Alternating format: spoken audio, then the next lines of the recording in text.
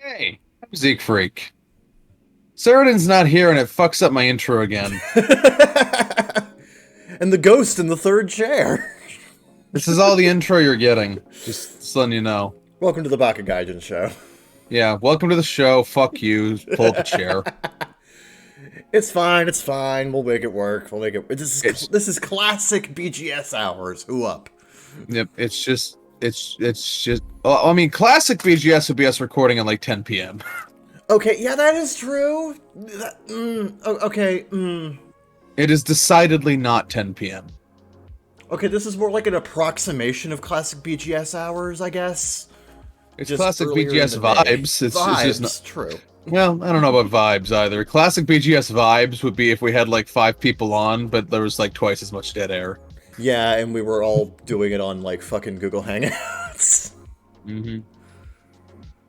Yeah, And there wouldn't be any music. It's Yeah. so weird going back to old episodes when there's no music. It's like, Yeah. man, there's just nothing filling There's that. so much dead air in old BGS episodes. Like, honestly, switching to a switching to a pre-edited format was definitely the better way to go. Yeah. Like, I don't know. for the Well, entire okay, that podcast. makes it sound like we were just not talking constantly. Oh, not no. true.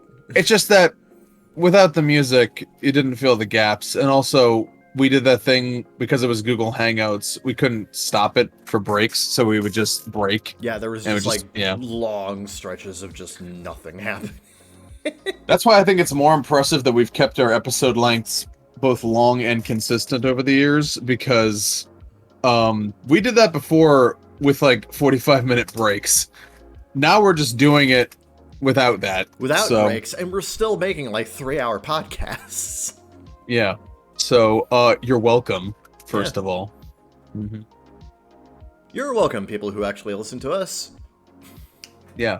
Otherwise known as the best people, objectively. May you survive the upcoming nuclear missile strikes. There is a distinct chance of that happening. Yes, unfortunately. Odds not looking good. I love God, that just reminds me of fucking... This is something that QA the Third brought up in voice chat the other night, but Yuzo Koshiro, famous video game composer, Yuzo Koshiro, Never heard of him. made a tweet the other day. Of course you haven't, you don't play old shit. I play old shit. How old? I played Sly Cooper this year. Not old enough! Not old enough! But, yeah, Yuzo Koshiro made a tweet, basically being like, man, it's great to have Urusei Yatsura back, but I have to bemoan the current state of the world because, you know, things used to seem so much more promising and hopeful, and now everything's gone to shit. Which, I mean, he's not wrong. He's not wrong. Everything looks better. Everything looks better when you're in a bubble economy. Yeah, that's true. I feel like every fucking if we're sitting here being like there were no doomsday theories in the 80s, that's just a fucking lie. Oh no, those existed. Those existed. They just didn't seem quite as reasonable. Yeah. Also, the Japanese economy in the 80s was really, really good. It was better than most countries at the time. Mm-hmm. Unreasonably good. Oh yeah. Unrealistically good. Yeah, they just had a great fucking time. Now currently, Japan's actually in a massive recession. Relatable. Who isn't, right? Like, have you seen the fucking exchange rate for the yen to the dollar? Jesus. Yeah. In fact, Japan's economy being so fucking great in the 80s is a large part of why, in a lot of cyberpunk stories, you'll see those like very prominent Asian mega corporations. Yep. And that was born out of a fear in the West in the 80s that it depends on, it flip flops between China and Japan depending on the property and how recent it is. But like Chinapan. Yeah. It's always the East. It's always the mythical East. Yeah, there's cyberpunk as a genre is sort of founded partially on the not so subtle fears of Eastern dominance. Yeah. Yeah, Take that as you will. it is what it is what it do be. That can, depending on, you can set the slider to for flavor, or you can set the slider to actually probably racist. Probably racist. It just kind of depends. Maybe racism? We don't know. That depends on you. That depends only you on can you. Only you can prevent racism. Only you can prevent Man, Smokey the Bear really expanding his horizons here. Well, he's a bear of principles. He is. Don't fucking light shit on fire. And also, love thy neighbor. Now I'm thinking about Christian missionary Smokey the Bear, and it's not a good thought. Okay, let's just move on before we have to open that fucking can of worms. Okay. I will reluctantly do so because I can't think of a follow-up joke. That's the only reason. How do you make a follow-up joke to that? I don't know. This is weird. That's if I knew, I would have done it. Answered your own question, dipshit. Moi? The dipshit? Le dipshit. Fuck, Sarah normally fills the dead air now. Fuck! Uh-huh. God damn it! What? Yep. Now I have to work 1.5 times as hard! Yeah, I know. It sucks. Damn. Also, spoiler alert, he probably won't be here next weekend either. No, he'll be here like next week, but not the week after, I think. No, he said he wouldn't be here next week. Was it next week? No. He said he'd be here next week. It's the week after. No. Well, he also said he'd be here today, and he's not. So. Oh wait, no. He just told. Wait. Hold on. He just he'll be on the podcast. We're recording now. You tell him. You fucking tell him.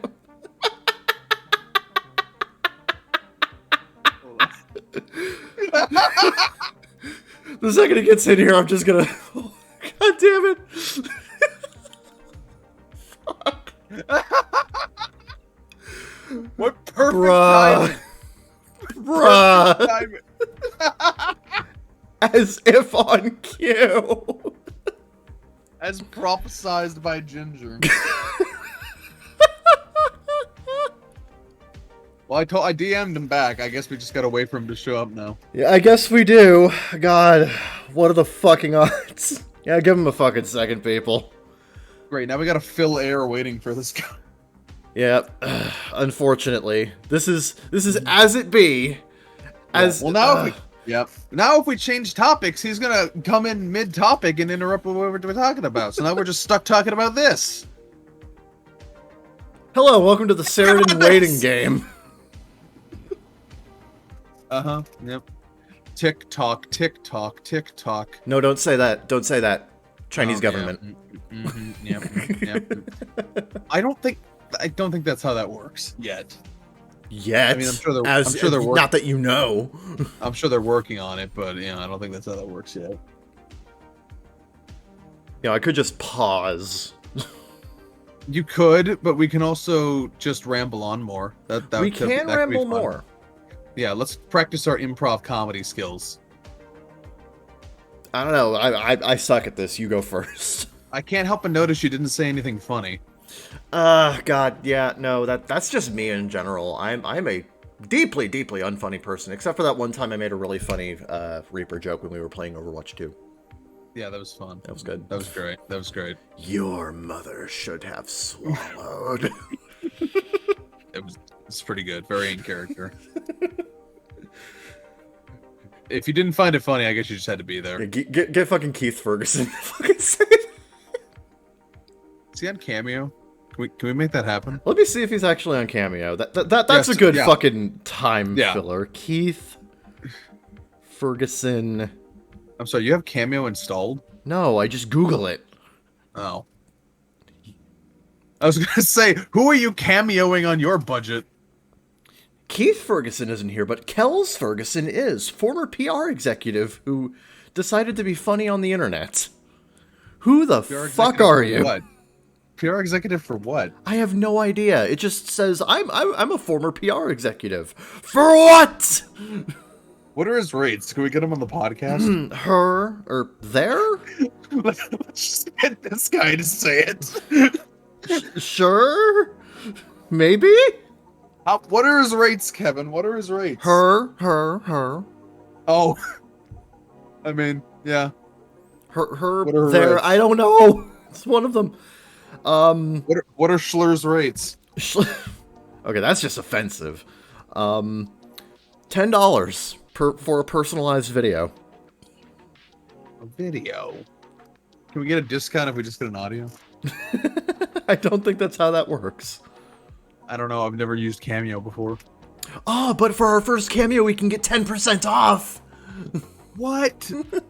So $9? $9. 9 whole buckaroos. I don't think we can fit that in the budget, I'm gonna be honest. Yeah, the budget's a little tight right now.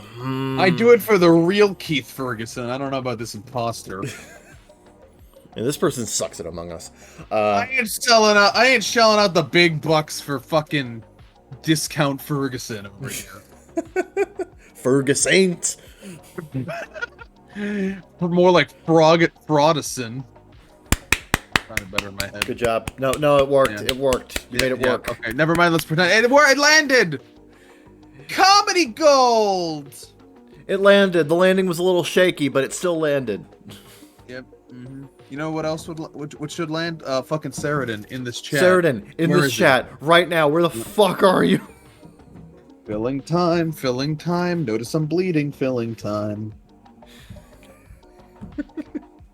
Just shouted at him. Get in here! Yep. This is the most awkward fucking intro. No, it's very in the spirit of the Baka Gaijin experience. God. Nobody comes here for professionalism. That's a very good point. They just come in here for the funny. Yeah, they come in here for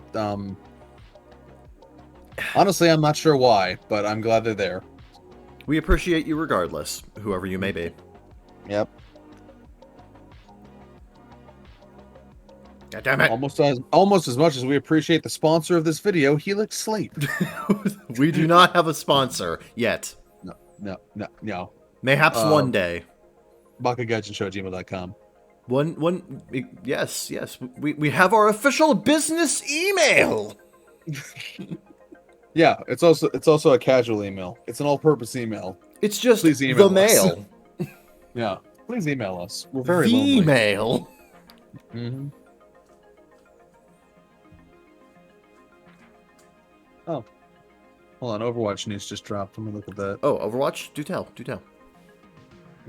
It's something. Oh, they announced the dates for the double XP weekends. Oh, fuck yeah. What dates?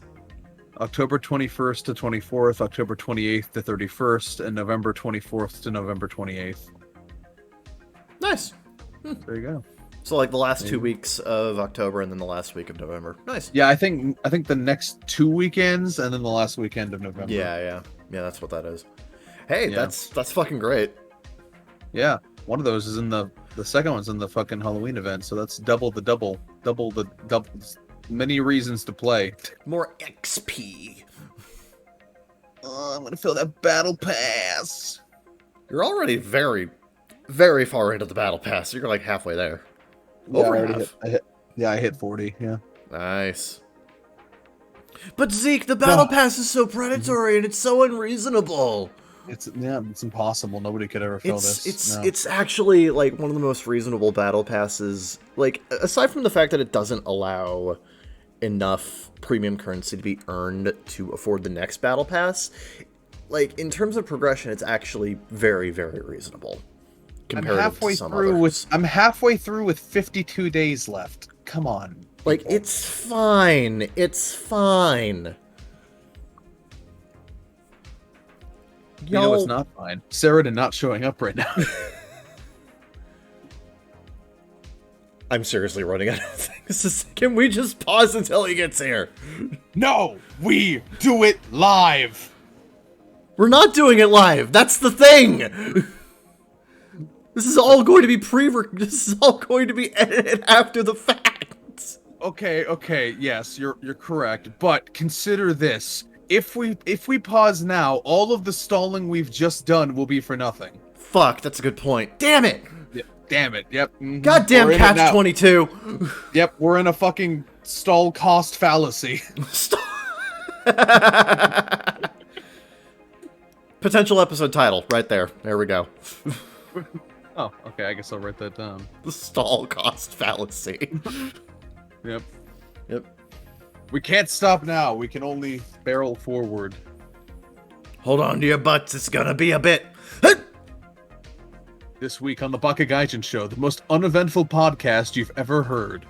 Only for the first 15 or so minutes. What are you yutting for? I'm holding on to my seat. Oh. I didn't tell you to hold on to your seat. I told myself.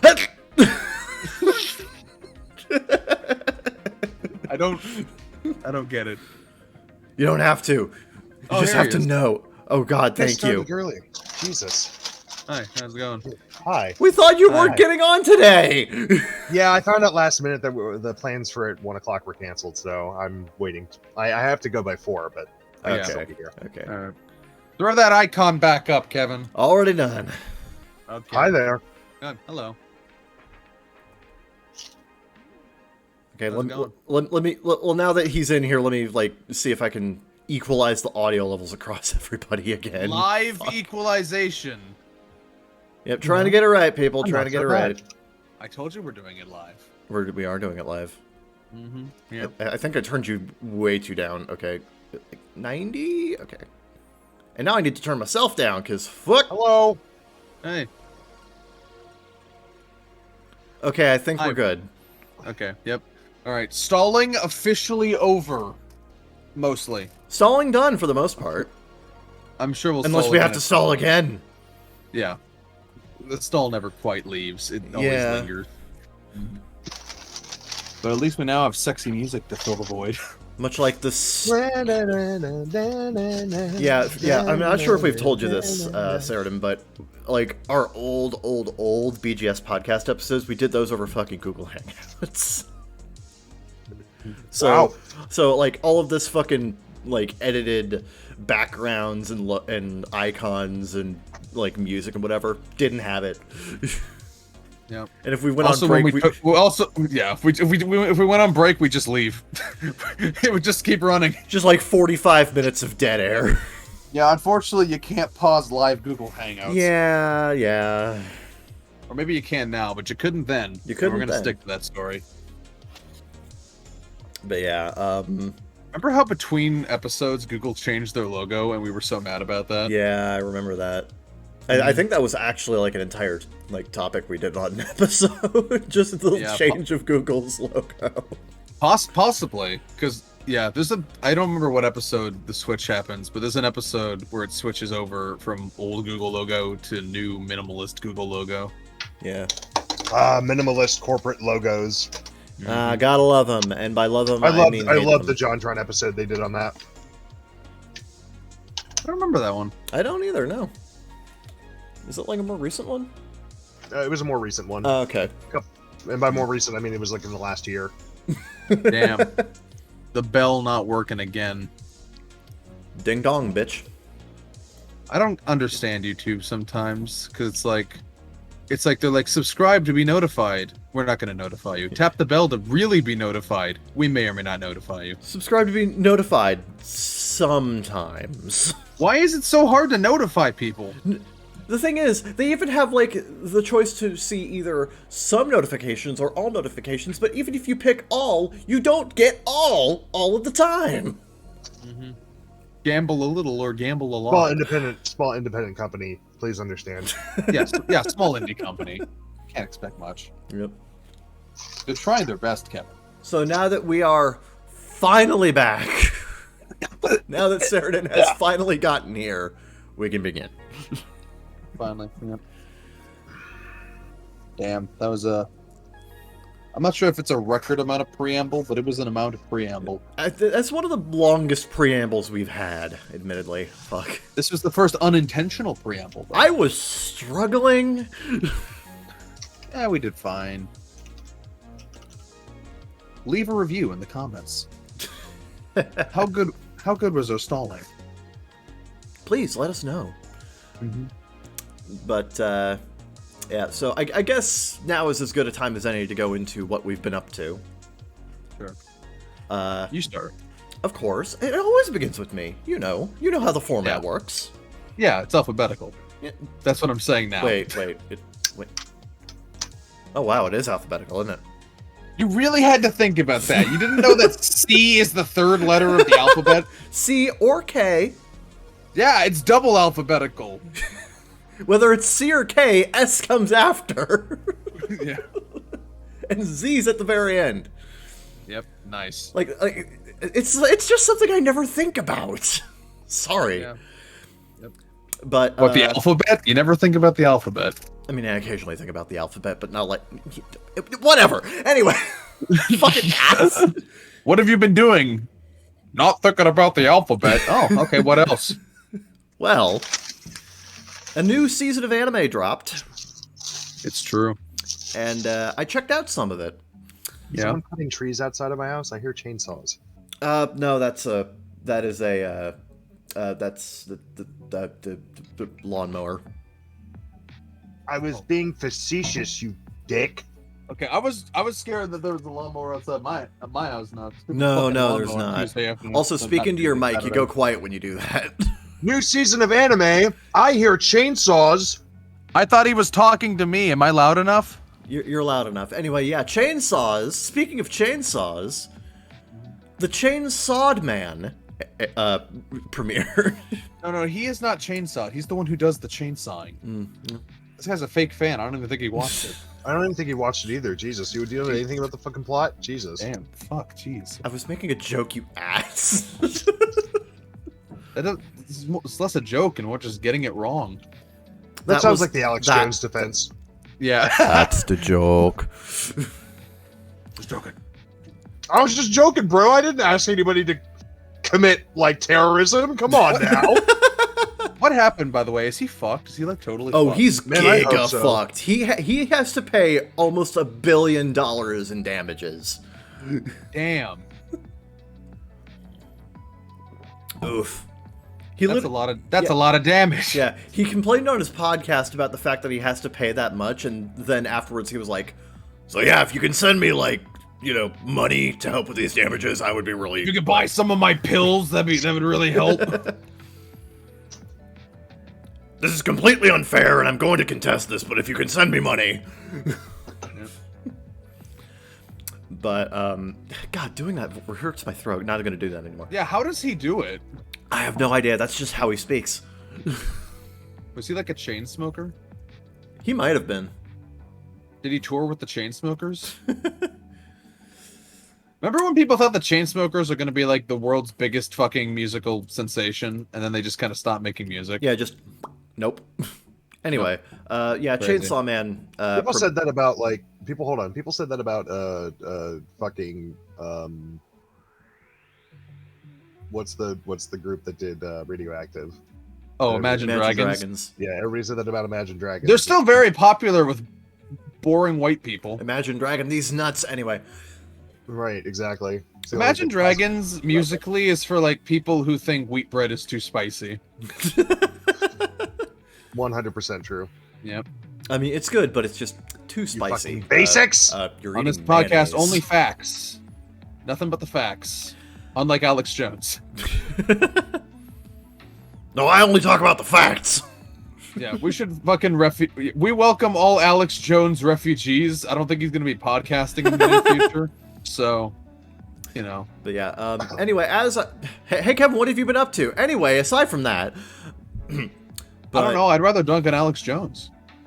It seems like a more productive use of our time, too. Honestly, yeah. I mean, Okay, who cares but about Kevin are when we here- Alex Jones is getting fucked? Okay, are we here to be productive or talk about dumb shit? See, when I said it was an anime podcast, that was actually me, like, slurring my words. What I meant to say was anti-Alex Jones podcast.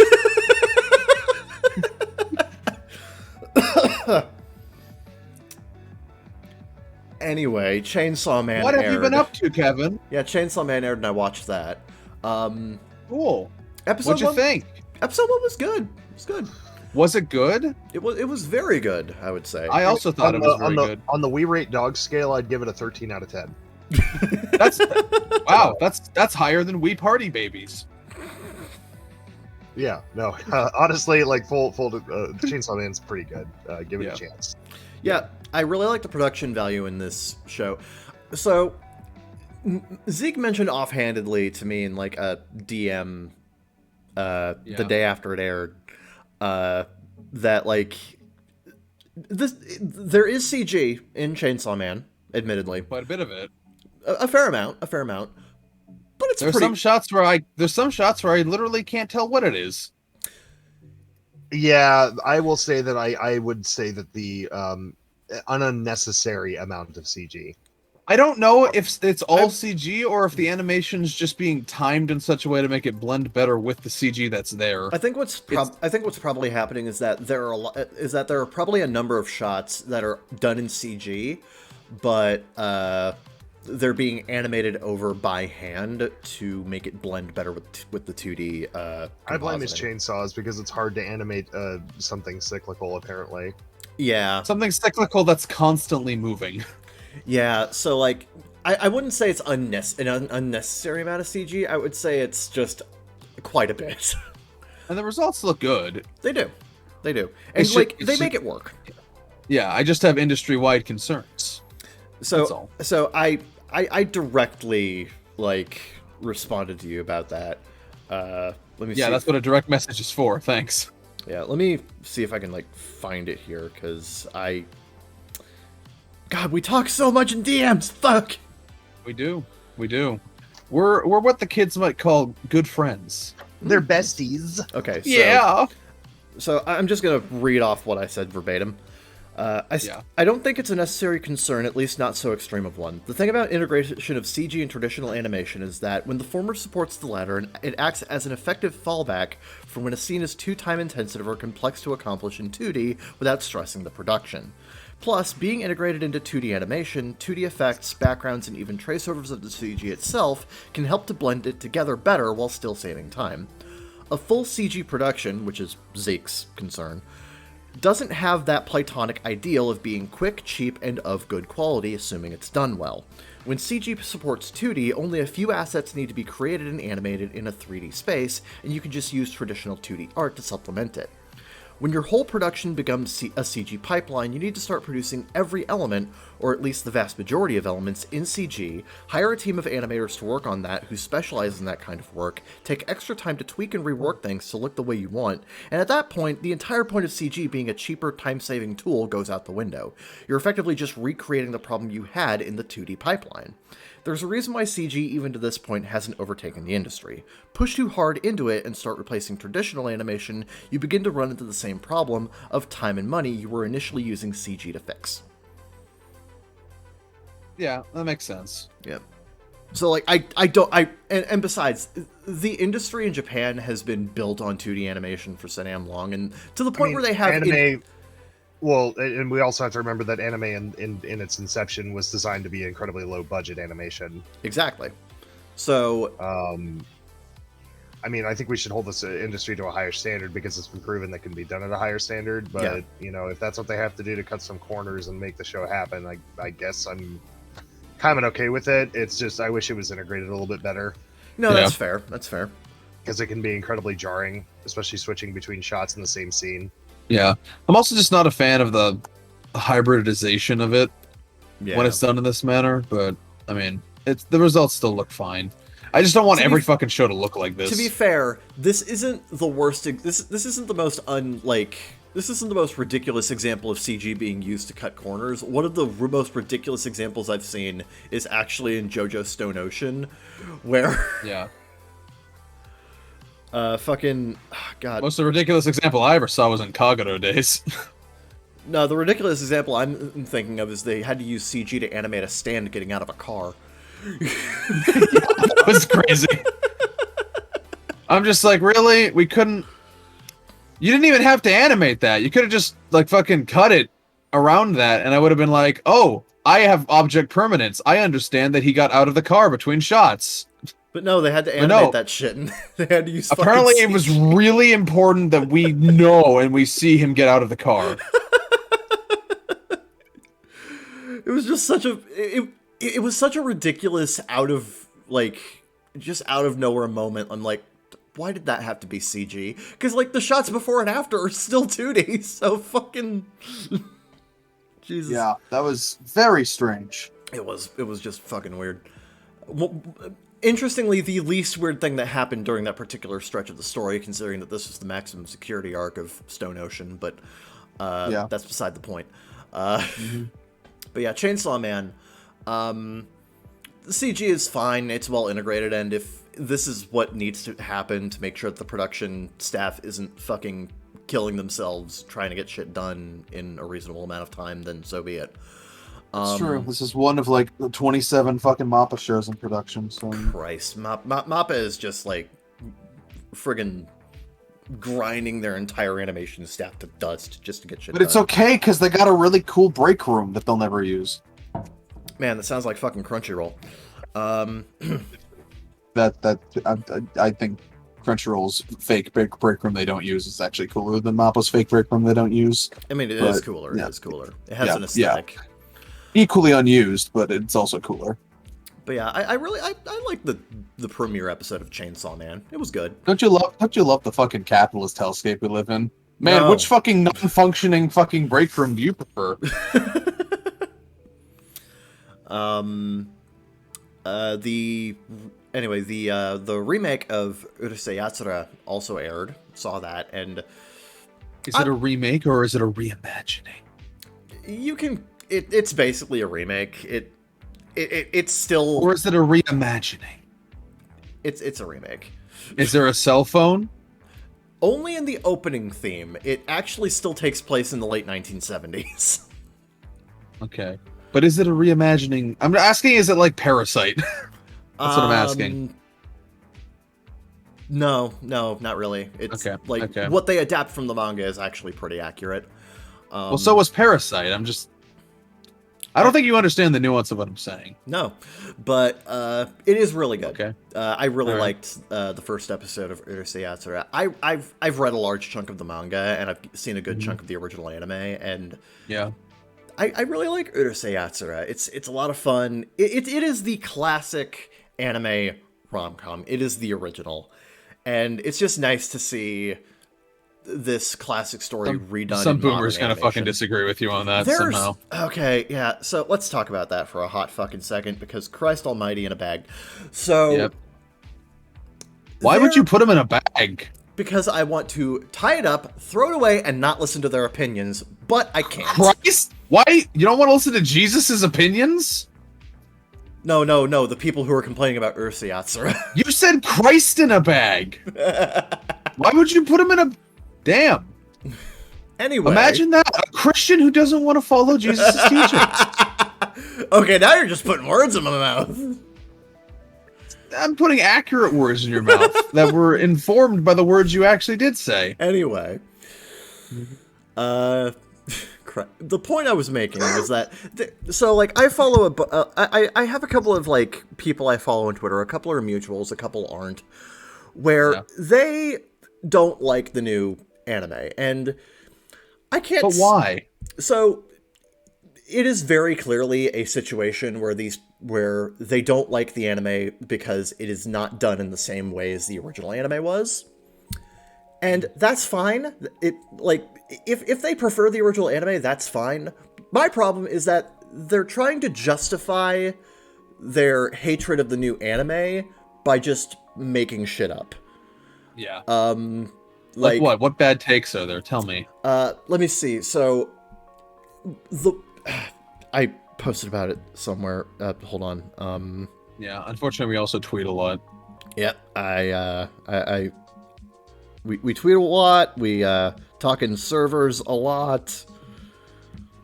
We just talk a lot. We should start a podcast. Okay. So, what do you think we're doing? So, first off... Right. This is a professional chat, not a casual chat. So, first of all, Their first claim is that the new cast is terrible, and they're nothing like the old characters, nothing like the old cast, except they sound very, very close to the original cast from the original anime. Not to mention, the cast of the old anime have actually listened to their performances and like them a lot. Like, they approve. So, like... And I need you to understand, these people who are being like, oh, the new performances from the new actors are so terrible, like, Hiroshi Kamiya is phoning it in. Like, this isn't a situation where it's like, these are people who speak Japanese and understand the language, so, like, they don't. They don't. They're fucking hapless white dudes just like us. So, like, they're literally just talking out of their ass because they prefer how characters sound slightly different in the old anime compared to the new one. Yeah. Whatever. Yeah. There's also exposure syndrome, where if you expose yourself to the exact same thing over and over again, like a lot of nostalgia, people like to do is they like to watch the same shit over and over and over again. You get so used to every single line there that any deviation just sounds jarring to you, and then you call it crap. Yeah. So... Another thing I guarantee the people who have seen Urusei Yatsura like once probably enjoyed the new thing. The people who have sworn by it for 40 fucking years or however long it's been, they don't know how to listen. The people who are like Beautiful Dreamer Dreamer is my because favorite that's what movie. because that is what's been given to their ears and their brain for 40 years because they've watched it so often, and that is what they identify with it. And any deviation is going to sound like crap to them. Yep. Thankfully, I am not fucking married to the original in my head, so I don't have an issue with that. In fact, wouldn't be the strangest thing anyone's ever gotten married to. Yeah, in fact, like, I actually really love Sumire Uesaka's take on Lum. It's really good. She fits the character incredibly well. Who it is, bitch? What would I know her from anything? She's Nagatoro. Oh yeah, okay, I know that. Yep. I'm glad there actually was one for once. Yep. Usually, when I ask you who someone is, I have never seen anything they're in. Yeah, nope. Uesaka does Nagatoro. Like Brendan Fraser. I'm going to get you to watch The Mummy. You can't stop me. I can totally stop. Well, I can stop me from showing up. So another thing they claim is that the pacing is so terrible. It's so fast. Except episode 1 of the new anime. Oh no, my rom-com pacing is fast. So the scene-by-scene pacing is certainly different. It's a lot more, snappy and eclectic, and it doesn't really have the kind of, slice-of-life pacing we don't got that the original has. We don't got that post-war economic Japan situation where we can just have any show last 400 episodes. Exactly. Mm-hmm. But the thing is, that's neither here nor there.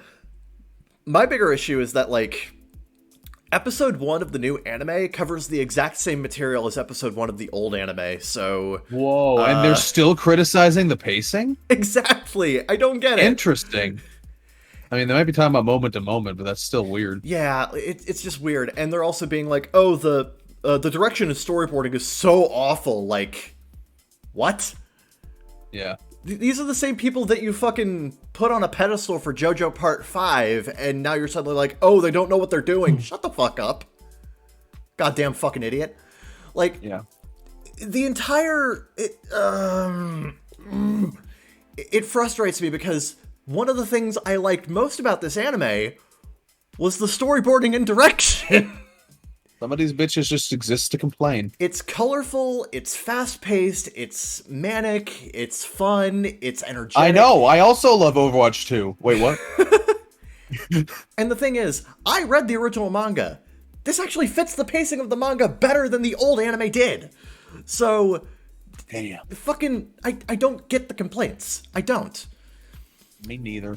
It is very clearly just people who prefer how the original anime did certain things in a certain way, and because the new anime is slightly different, they hate it. That's all it is. And it's only one fucking episode, so, like, fucking calm your tits, bitch. Yep. I love the new anime. I think it's great. I'm really excited to see how they adapt the series going forward. From what I understand, they're going to be picking and choosing different stories from the manga to adapt, rather than, doing, the whole damn thing again. Yeah. So, To be fair, it's a Rumiko Takahashi rom-com. You can actually pick and choose things without missing a whole lot. Yeah. So like it's fine. I'm not broken up about that. Also, this is going to be the longest anime, like singular season of anime that David Productions has done, because it's going to be 43 episodes. No, Stardust Crusaders is 48. Okay, second longest. I forgot about Stardust Crusaders. You always do. It's good. It is good. It is good. I don't know. My brain just kind of like splits it into two because that's what they did originally. Anyway. Yeah.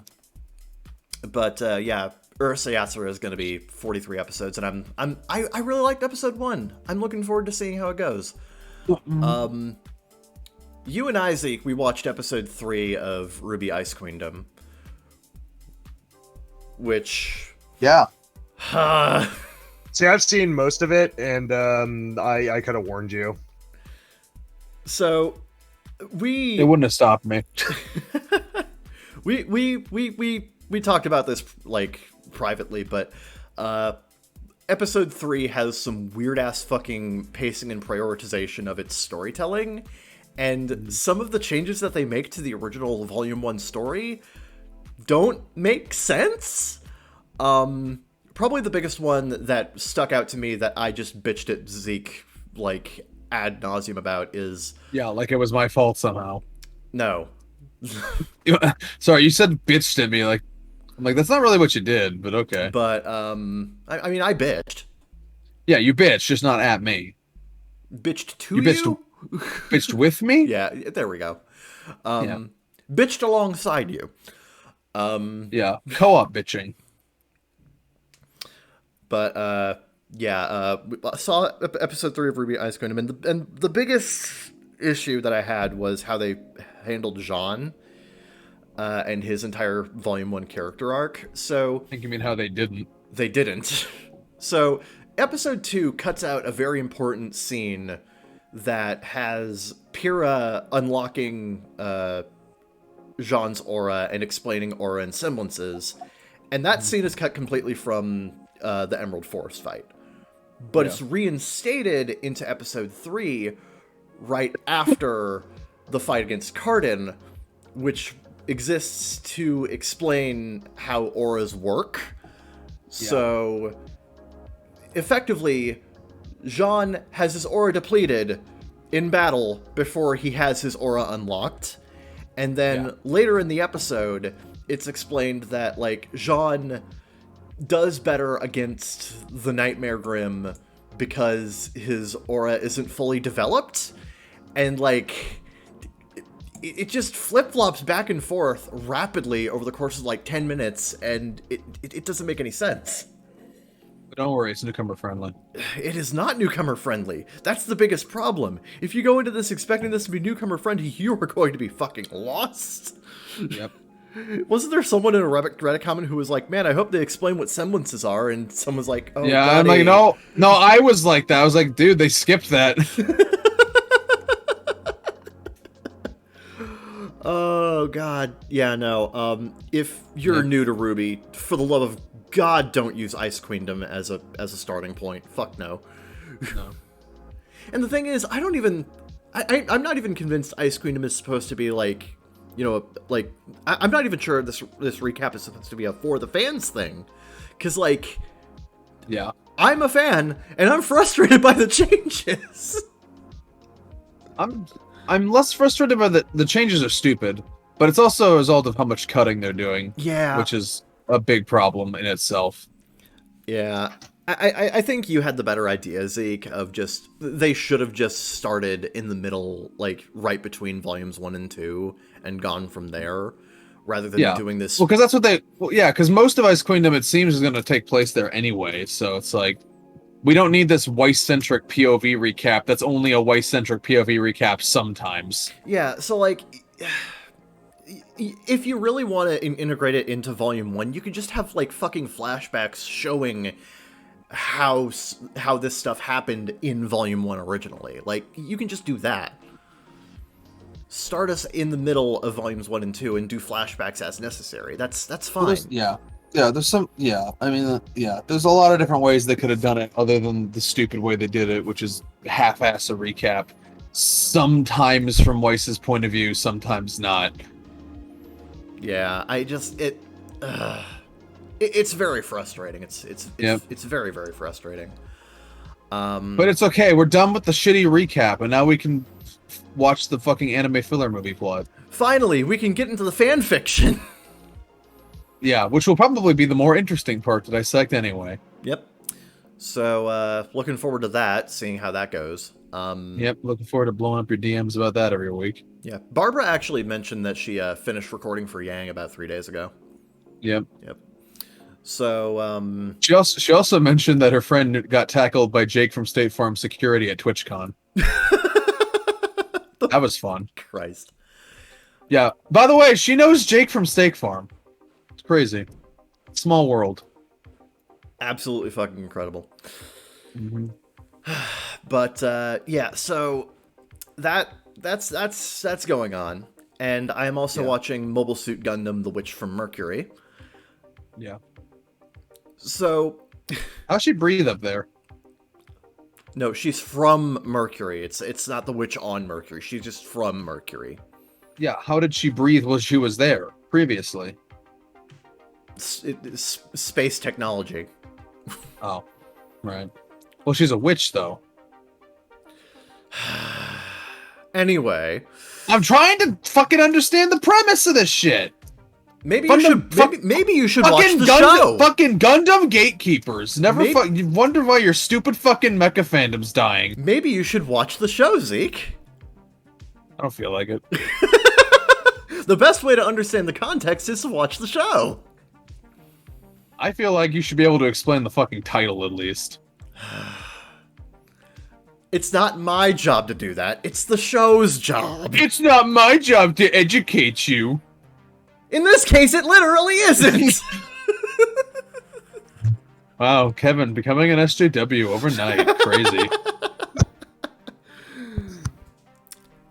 I really like Gundam Witch from Mercury. It's a really interesting new take on the on the franchise. It still has... What's new about it?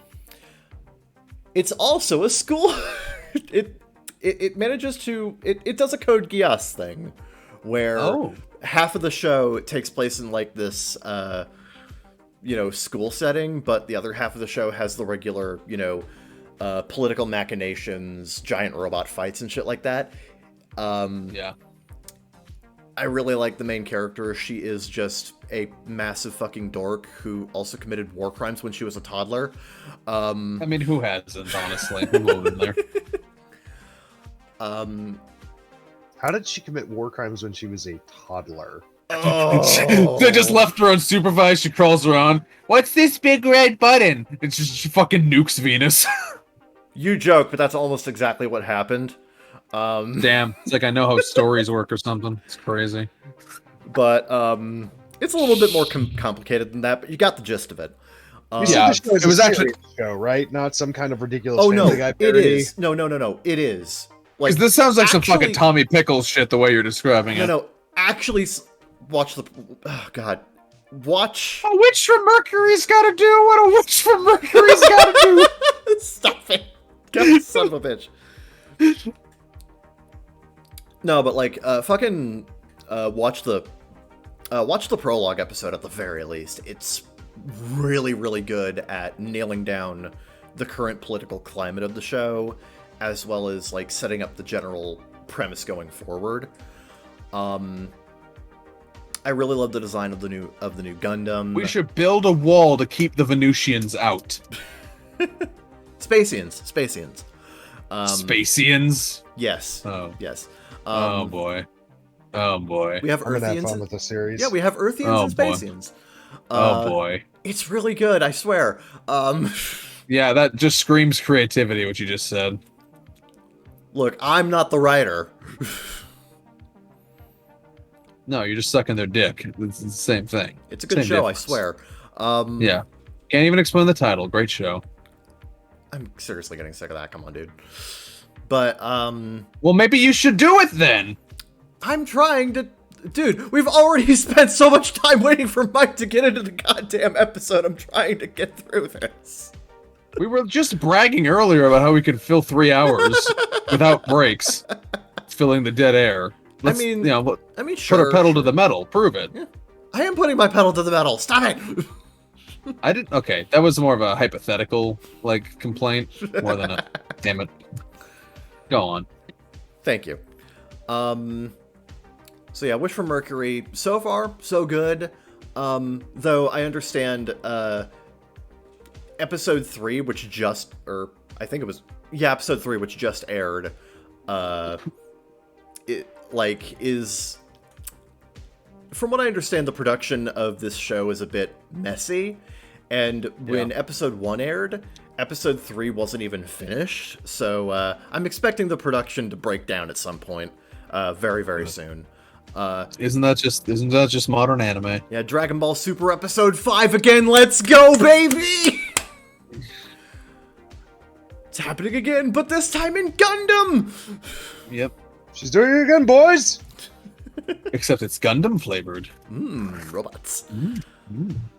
Yeah, I'm looking forward to that. Speaking of Gundam, this is something I didn't mention last episode, but the new Gundam movie set in the UC timeline, Cuckoo's Stones Island. The Hook. Yeah, that came out in American theaters. I wasn't able to see it, but everybody whom I trust the opinion of, who isn't a fucking idiot, says that movie's fucking awesome. Yeah. And it basically takes an aggressively poorly animated episode of the original anime and actually turns it into something that's, genuinely really, touching and emotional. So, great. Yeah. Unfortunately, this segment's called What Have We Been Up To, not What Have Other People Been Up To. I'm just saying, as soon as that comes out on DVD and Blu-ray, I'm checking it out. DVDs have no... You're getting me on that again, Kevin. I'm not going to get the DVD, sir. I didn't think you would. I'm just upset that it exists. I know. This is a known factor. Mm-hmm. Been playing Overwatch 2, been playing... Me too, right now, at this moment, actually. During the podcast? I did this last week, too. This is not a surprise. I know. I just like feigning shock and awe. Me too. I love feigning shock and awe. I do? You do? I can't do that to myself. That's not how that works. Or can I? No, that makes it funnier. You're right. It does? It does? That's what I've been doing. Saradin, what have you been doing? Ruby Ice Kingdom is a dumpster fire. That's my assessment of the series. Yeah. Let's go! It's a completely unnecessary... So here's the thing. It's a completely unnecessary take on the original series with a completely irrelevant... Essentially, the entire show and the next arc is nothing but padding. Yeah. It's not... there's nothing really interesting or revealing about, it doesn't reveal anything more about the universe. It doesn't do it, it doesn't do anything to reveal anything else about the characters. It just brings us to the same character conclusions and to the same character growth arcs that the original series did in just the most wildly, tangential way possible. Kevin, I'm sensing a potential video essay topic. Ooh. So, Ice Kingdom is a dumpster fire made for Japanese boys who really like Weiss because you people are fucking insane. Yeah. And that's the entirety of the show. It is a shitty teenage fan fiction made for them. I love Ruby, and I love Shaft, and I love Houke, and I love all the production staff, but the writer, shame on you. Yeah. Fucking shame on you. Well, we will. That's what I was trying to say the whole time while you guys were going on about it. But anyway, what have I been up to? Working a lot, and then I'm going to the local Renaissance Festival next weekend, and then the weekend after I'll be going to Youmacon in Detroit. I will be meeting up with some people from my fan club there for KFP. I don't think Kiara's actually going to be there this year. At least I asked her yesterday, and she said, "Yeah, I haven't heard anything, so probably not." But we'll be going anyway, just to hang out and chill out in Detroit, if such a thing is possible. And it's right on Halloween weekend, which is like the best time to have a cosplay convention. Yeah.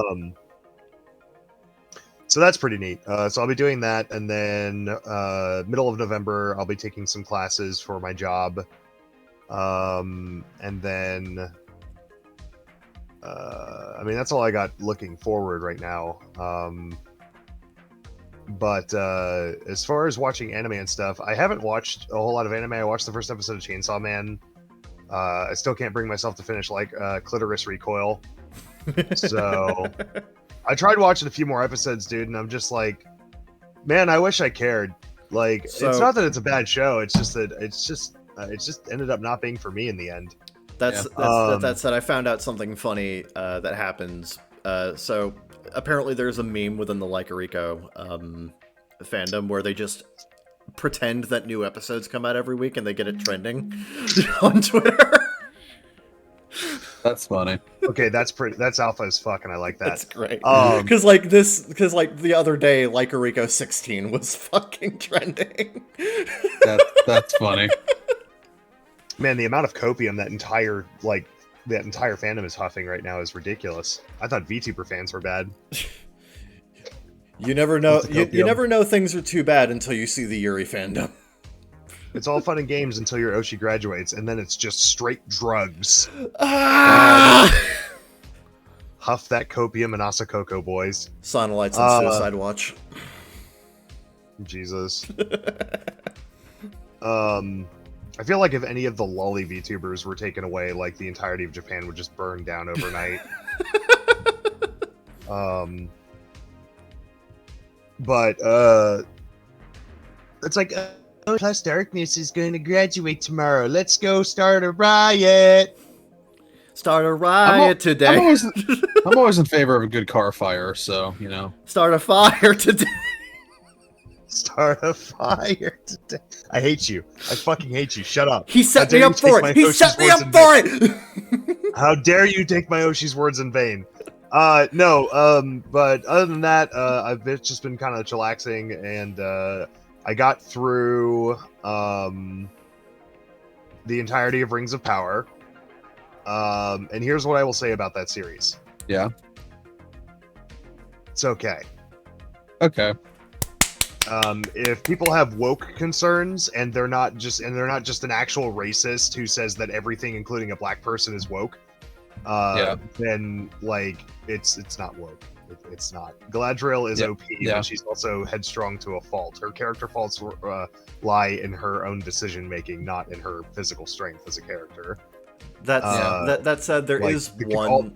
There is one element of Rings of Power that's just like, maybe they didn't think this through entirely well, which is, again... there's a lot of things I didn't think through entirely well, but then again, like, they were kind of blackballed by the Token Estate and couldn't do what they originally wanted to, so... Like, from what I understand, apparently there are black dwarves in this setting, whereas in the movies there are only white dwarves. No, it's hobbits. Right? All 6 of them that we see. All 6 of the dwarves that we see. Yeah, I know, right? Shut up. But it implies no, that I'm not going to shut up, because the point is you only get to see a handful of fucking dwarves. Well, he fucked it up because the tweet was about hobbits. Shut up. Oh, yeah. But I'm defending you, Kevin. Don't tell me to shut up. Okay, thank you. That's what I thought, bitch. Thank you? You're fucking welcome. But, this implies that Hobbiton had a very dark moment in its history. I can't wait for season 2, the Hobbit genocide arc. Yeah. Look, then I'm guessing for the most expensive fucking show ever made by humans, I'm guessing they were expecting a little bit better than okay, though. Yeah. Well, I only give it an okay rating because I don't want to get mobbed on Twitter. I actually thought it was a solid 7 out of 10 as a TV show. I mean, if you compare anything to the original movies, everything's a 2 out of 10. Yeah. And I mean, literally any piece of media, you compare it to the original Jackson trilogy, and it's a 2 out of 10. But, so it's not really fair to compare them to that. I don't think. But from like a general, like, was it an appealing and interesting and fun TV show? Was it a fun TV show? It was a solid 7 out of 10. It drags in some points, but some of the lore they introduce in the series is absolutely fascinating. If you're not a person who's read the Silmarillion front to back, this stuff is all new to you. It actually helps explain one of the biggest things that was unexplained in Lord of the Rings. And it also gives you like the origins of Mithril and the origins of a whole lot of things. You actually get to see the birth of Mordor as we know it now. Damn. Which is pretty cool. Like, there's a lot of really cool stuff that happens in that show, and I think some of the characters are very, very fun. Like, I will swear by the show if for any reason, because of Elrond and Durin's relationship is the most adorable bromance I've ever seen in my life. Guy love, it's guy no, love. It's not. It's not. They're just really. They're just bros. They're just bros, man. Anyway, they're both fucking married. Anyway, but anyway, so this one does not get to be claimed by the gays. Stop it. No. Anyway. Okay. No. Anyway, so but yeah, like there's very good positives about the show, and then there's some stuff that doesn't make much sense, and then there's some stuff that's, I wouldn't say there's anything that's flat out bad about the show.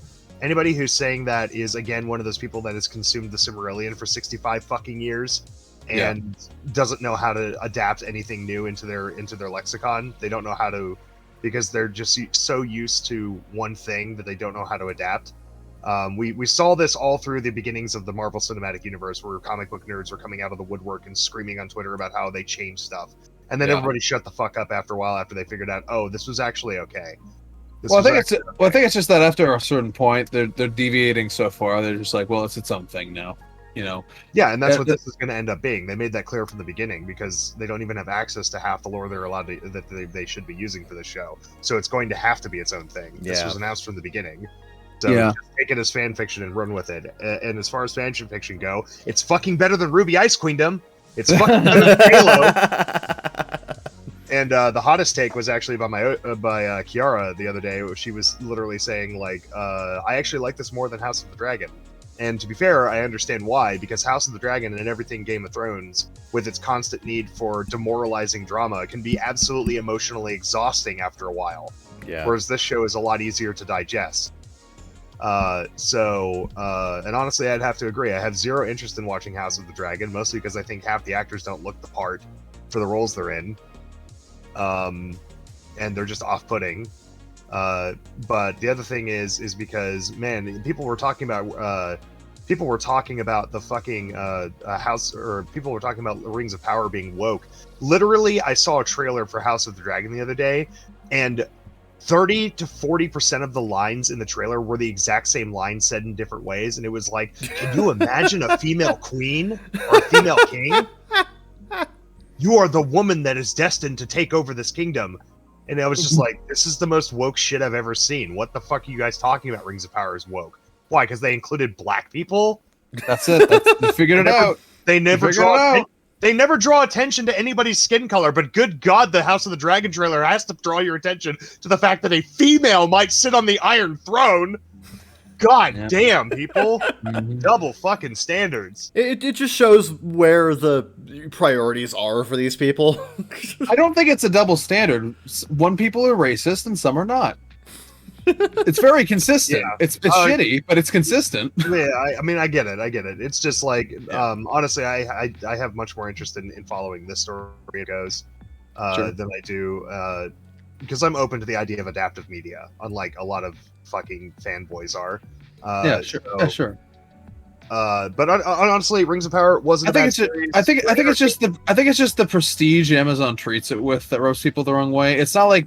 It's not humble Tolkien fan fiction in the same way like Shadow of Mordor is. So yeah, that's fair. Yeah. I think it's the prestige of being the most expensive fucking thing ever made that kind of makes people feel that way. Yeah, they're like, well, it should have been as good as the Jackson films, and I'm like, well, you're probably right. It probably should have been. That's why I should have hired Jackson, but they didn't. So you know. But for what it is, it could have been a whole lot worse, and it's perfectly passable, consumable media. So, and it's fun. So I'd give it a 7 out of 10. And it's gorgeous to look at. The music is good. The acting is on par. Like, the only things I have issues with are just the general, like, some of the general writing and pacing. Yeah. But well, that I have sounds like no some issues mature, with the show. nuanced critique, and we're all about that here. We are. Yeah, we so are. That's go what watch we Rings like. of Power if you're not a fucking prude or a basement-dwelling nerd who's read the same book for 40 fucking years. And if you do that, please stay off my Twitter. I don't want to hear from you. Yeah. But yeah, it's just like, and that show's gonna be massively hated, but it's also been massively enjoyed by like millions of people. So who's actually winning in the end here? Amazon as usual. Amazon as usual. Yeah. Yep. Damn it, Bezos. Yep. Got Fuck. us again. I like how you tried to spin that as a positive, but no, it's the same dystopia we still live in. Nope. Yep, fuck. It's still it. But yeah, I watched Rings of Damn it. Power. Yep. I watched Rings of Power, and that's pretty much all I've been up to. Question mark. You answer that. I'm done. All Yeah, right. I'm done. Fair Excellent. enough. I said I didn't have much for this episode. But No. That was a decent. you want to come see me at YomaCon? Go to YomaCon. It's in Detroit, last weekend of October. I'll be there Saturday and Sunday in probably bright orange. Most likely. So Sounds good to me. I'm not going, For but hol- sounds good. For Halloween or just like normal bright orange. like bright orange because KFP uniform. Yeah. Coincidentally, also for Halloween. VTubers.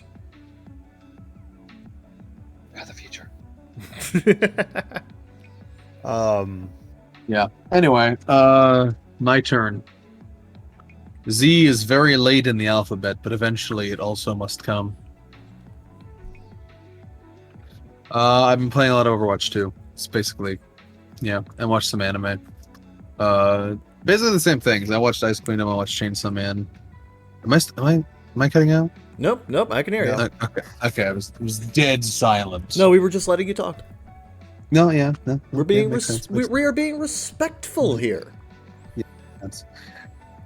Something else hold on. I feel like I'm gonna check my mail. I feel there was something else I watched that I'm just not thinking of. My brain. I feel like something's missing. It trembles is what it does. My brain. No, it was just Spike's family. Never mind. Spy fan. Okay. Surprise, still good. Yes, indeed. Yep. Yeah, if you had to come to me to wonder that, the answer is yes, it's still good. Shocker on Shock Street. Yeah. Other than that, yeah, playing a lot of Overwatch 2. Played a little bit more Cyberpunk. I finished the Killer Connect Halloween special. So people who know can read that. Yeah, the Killer Connect Halloween special was a lot of fun. Did not end Thank the you. way I expected. No, subverted your expectations. It did. Yep. Like, you basically wrote the absolute epitome of the esoteric happy ending. Mhm, yeah. Well, it's a special. You can do whatever the fuck you want. Hey, it's a good special. It's good. It's good. Yeah, and I'll probably get back to writing. I have a little bit done on the next Beyond Fiction. I'll get back to that. Nice. Yeah. In other news, fucking, I'm not sitting on it now. I don't think the fucking chair cushion I got is working out. Oh, really? No, it does what it purported to do, which is that it relieved pressure on the tailbone, but like the rest of it is so firm that it was ironically more uncomfortable to sit on. Yeah, that's unfortunate. Yeah, I'm honestly just kind of preferring it without it. So I might send that back. I don't know. I might as weird well suffer. It feels weird to send something back I spent 2 days sitting on, but I guess it's still legal. I mean, yeah. Whatever. Just, lice Febreze it. I don't know. Febreze doesn't kill germs. Some kind of spray. Yeah. I'm sure they do. I don't know. I'm sure they do something. Yeah, just wash it real quick. Lysol! I remember. Yeah, I meant like a spray though, not like a wipe. Lysol has sprays. Do they? I've only ever Yes. seen the wipes. Oh my god, yes they do! I don't get Lysol brand Where have sprays. you been for the last 20 years? I've only seen Lysol in wipe Clearly form. not taking proper recourse to hygiene. We have No, there are other brands of sprays. No. I mean, there are. Yeah, there are. Factually so. I've only ever known them in white form.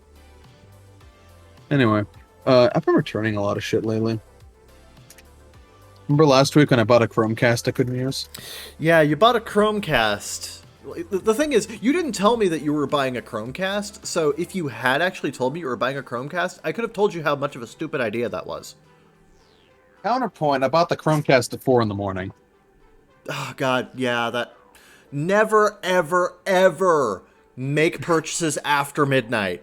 Ever. After midnight is half my day!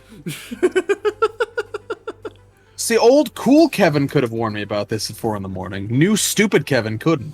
Hey, I'm trying to have a reasonable sleep schedule, thank you. I blame you. I'm blaming you.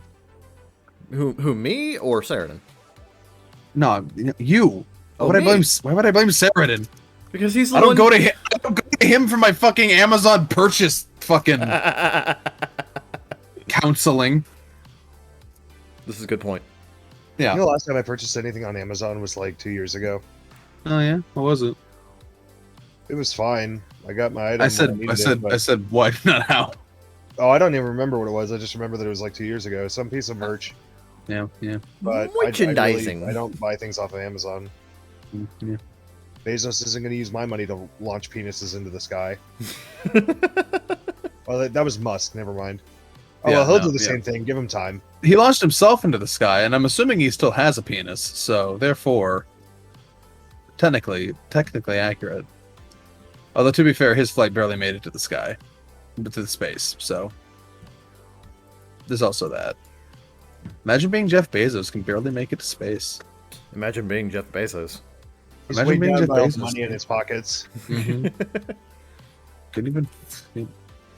About to usher in the fucking technocratic dystopia and can't even make a good Wheel of Time adaptation. So sad. Anyway.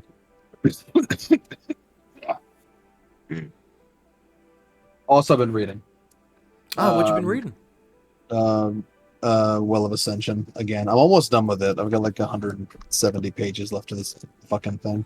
Oh, nice. And then after that, I'm probably gonna take a break and read something different. Not sure what yet, but it's gonna be something. Want to finish Cyberpunk in the near future. I don't even know if I don't think I'm anywhere close to finishing it. I just want to finish it. Yeah.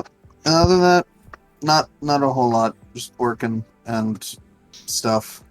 Trying to figure out how to fucking optimize this chair situation. All right. Which is currently like one of the biggest problems in my life is this fucking chair. Yeah, you can't really sit in that chair for longer than a few hours before you just need to go. It's becoming a problem. Yep. These are the things they don't tell you about getting older. Sweet Yoshihiro Togashi reference. I'm pretty sure many people throughout history have said that. He does not have a monopoly on this. Yes, but I am, as they say, making joke. Also, his problem has a lot. His problems go way beyond getting older. It does, yeah. Like, he has, like, legitimate, like, debilitating back problems and shit. Yeah. Most people his age can shit fine. True. Mm-hmm. This is very true. Can't believe it's coming back next week, though. That's the thing. Hunter x Hunter's back, bitches! Mm-hmm.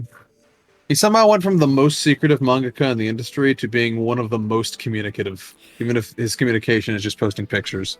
I mean, it was the tweet heard round the internet. Mm-hmm. It's like, Hunter x Hunter? He's working on it again? Yes! Yep. Finally! He joined Twitter and became like the third most followed mangaka in 24 hours. I mean, all he did was post fair. a picture of a number, of like a corner of a manuscript, But which is all he's posted since. Yeah, it's enough. It was enough. It was enough. It was enough. The world is not enough, Kevin. Hey, that's the name of a Bond movie. I know. That's why I said that. Crazy how that works. there any news you wanted to discuss? I forgot. I thought you had news. There are a couple of things. So there are some interesting things happening in the world of entertainment. Sure. Two specific things have come to the forefront today, specifically. So we were talking about Ruby earlier, so this is somewhat apt. There were some layoffs at Rooster Teeth. Which seem to be the result of the ongoing quote-unquote cost-cutting measures that are happening over at Warner Brothers Discovery. But Reddit told me they were too small to be affected by this. The thing is, I can't believe Reddit lied to me for the 10th time this week. It keeps happening! But yeah, no, the thing is, so like, from what I understand, layoffs happened to a number of departments at Rooster Teeth. Achievement Hunter, a couple of the some things over at the Ruby staff, Red versus Blue, and yeah, Twitter is having some interesting responses to the whole thing. Sure. So Shannon mentioned on Twitter, so let me find those tweets. Here we go. Hey, Rooster Teeth / Achievement Hunter friends, just want to put this out there, seeing a lot of hate thrown around. If you, like me, are beyond furious about Matt's role being dissolved, as well as any others that have been let go, we don't know who exactly made the final call, but I will remind you that Warner Media has spent the entire past year gutting and tearing the industry and everything they own apart for 100 insane, dumb, gross, nonsense reasons. So unless we get clarification on Rooster Teeth actually being the ones responsible for the decision, direct your hate and frustration where it belongs. Yeah, basically just reminding people that this is most likely a Warner Brothers Discovery thing and not a Rooster Teeth thing. And I even pointed out in my own tweet, quote, Wikipedia, Rooster Teeth is a subsidiary of Warner Brothers Discovery. Mm-hmm. And someone was like, well, Rooster Teeth most likely had to choose who to cut. And I'm like, even if that is the case, Rooster Teeth was put into a compromising position where they had to make difficult, unpleasant decisions themselves, lest their parent company step in and do it themselves. A parent company who is otherwise not privy to the inner workings of the studio. Yeah. So either you have to tell these people that they're fired yourself, or you just let the parent company do what they please. Given the choice, I think the people at Rooster Teeth would rather do it themselves. Yeah, something tells me they'd make more informed decisions. Yeah, and as far as I can tell, the people who were let go from Rooster Teeth don't actually have anything bad to say about the people who, run Rooster Teeth. Yeah. Like, they're basically just like, thank you everybody for the support, but unfortunately I was let go. It was out of my hands. I had no say in the matter. Sure. I don't know. Yeah, it's just one of those fucking companies that is a controversy magnet, so everyone's looking to jump on it. Oh yeah, I know. It does make me a little concerned about the future of Ruby going forward, but then again, Ruby is like their big moneymaker, so. That hasn't stopped Warner Brothers before. True. That is very true. Yeah.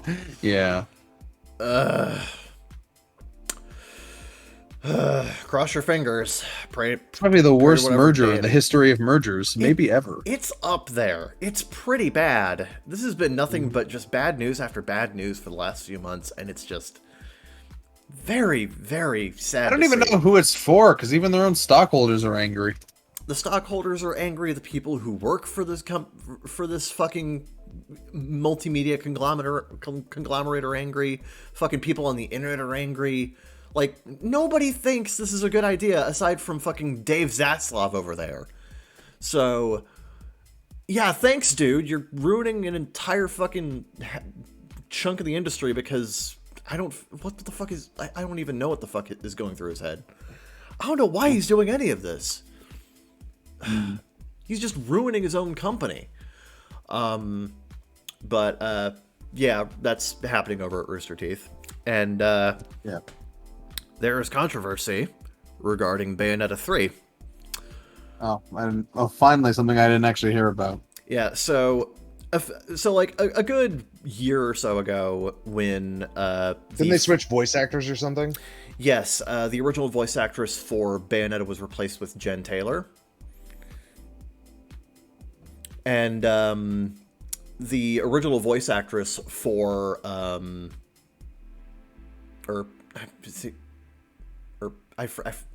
maybe that's a different actress, but anyway, she was replaced is the big point. And a Platinum Games producer mentioned the other week that like, there were scheduling conflicts and we couldn't really get anything to work out with the original voice actress, so we had to bring in somebody new to take over the role.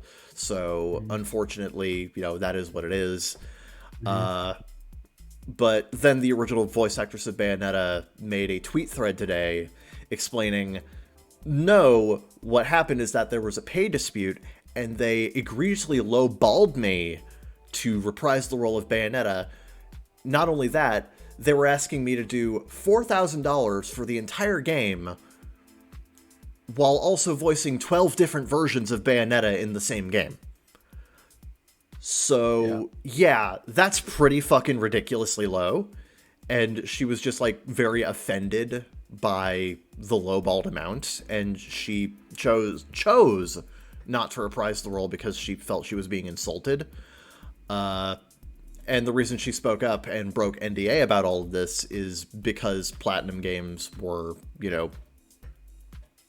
being very dishonest about the whole thing. And now Hideki Kamiya has gone on Twitter being like, let's see, where's Kamiya's tweet? Where's Hideki Kamiya's tweet here? I want to read this off exactly. I just went to Reddit and saw it on the front page of Gaming Leaks and Rumors. Helena Taylor reveals she didn't return from Bayonetta 3. She was only offered $4,000 for the whole game and is asking people to boycott and instead donate to charity. Yep. And Hideki Kamiya... Also, apparently that was the increased offer, not the original It one. was, yeah.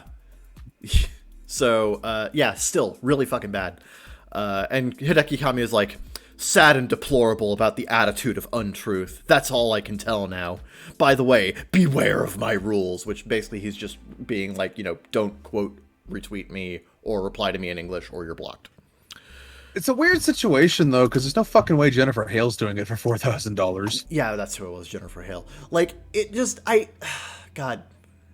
What the fuck is happening with this goddamn, God. This is not the first time, it's probably not going to be the last, where voice actors have just been treated like garbage in the industry. Like, they're considered to be, like, a lesser element of the creative machine. Like... It's really unfortunate that Bayo's actress was lowballed so horrifically, and even the raised amount was just not enough for like the immense amount of work she would have to do. It's confusing because the same damn character.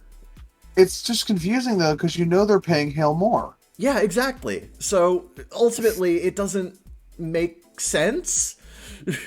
I don't know what the hell is going on here. Well, but how much more? Like, that's the question.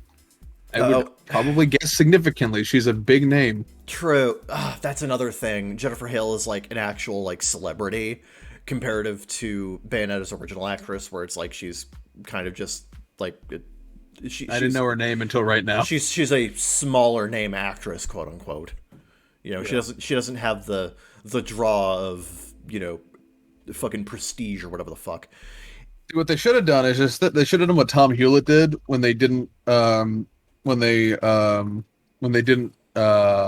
pay Heather Morris royalties for Silent Hill 3. Right. They should have just used the excuse of we can't find her. Where did she go? Where the fuck is she? That was great. It's like, we can't pay her royalties because we can't track her down. We can't locate her. And she's like, what the fuck? I'm right here. What? What are you talking about? Oh no! Where did Heather Morris go? Can't find her.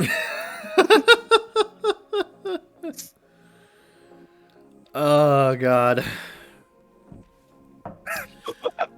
Christ. The endless rabbit hole that is everything wrong with the Silent Hill HD collection is one of my favorite rabbit holes. Find her. Oh wow. We can't pay royalties if we can't track her down. Oops. Oops, I dropped her phone number in the toilet. If you want to know how bad it used to be for voice actors, I how it gave was a even... hooker her number instead of mine. I left the iPhone prototype at the bar. Oops. Anyway, if you want to know how It was stolen. it used to be Yeah. worse for voice actors. Heather Morris has actually only paid paid a flat $500 for her role in Silent Hill 3. Christ. Ugh. Yep. Yeah, so like things are better-ish, but not by a whole lot. Yep. It's still not where it should be.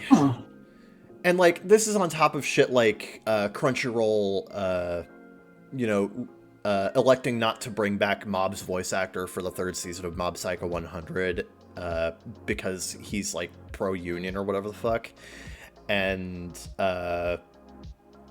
fucking the voice actors for Jujutsu Kaisen 0 being paid an insultingly low amount, like $150 to $300, to do a movie that got $20 million in the US box office.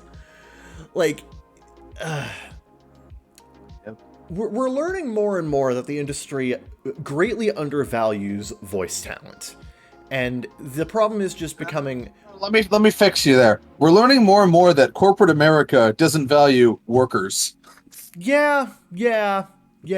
And it's just becoming more and more clear as things go on that, like, this isn't going to be sustainable the way that they're, like, handling it now, because, like, yeah, you can just get rid of this one actor in favor of a different actor, but what happens when that actor is tired of the same old shit as well? You're just going to replace them too? Eventually, you're just going to get to a point where you're getting diminishing returns from every single actor you have to replace. I mean, I don't know. That's kind of the eternal question, is that there's always someone willing to do it for cheaper. Unfortunately. I think we're almost at the point where like we should just like the writers should just like, or not, they should do a writer's strike, but it's an actor's strike. Yeah, so like an actor strike. Yeah. So they do like an actor strike. They did that a few years ago, and they got some things out of it. And then suddenly the corpo executives have to voice their own characters. Then nobody likes the dubs. Not that anyone cares what Exactly. dub watchers think. No, they did. There was a voice actor strike in like 2017, 2018-ish. Fairly recently. Maybe it's time to do it again. Yeah, I know. Well, they should. The problem is there's always someone willing to do it for cheaper. Someone's going to cross the picket line. Yep. Scabs exist in every industry. That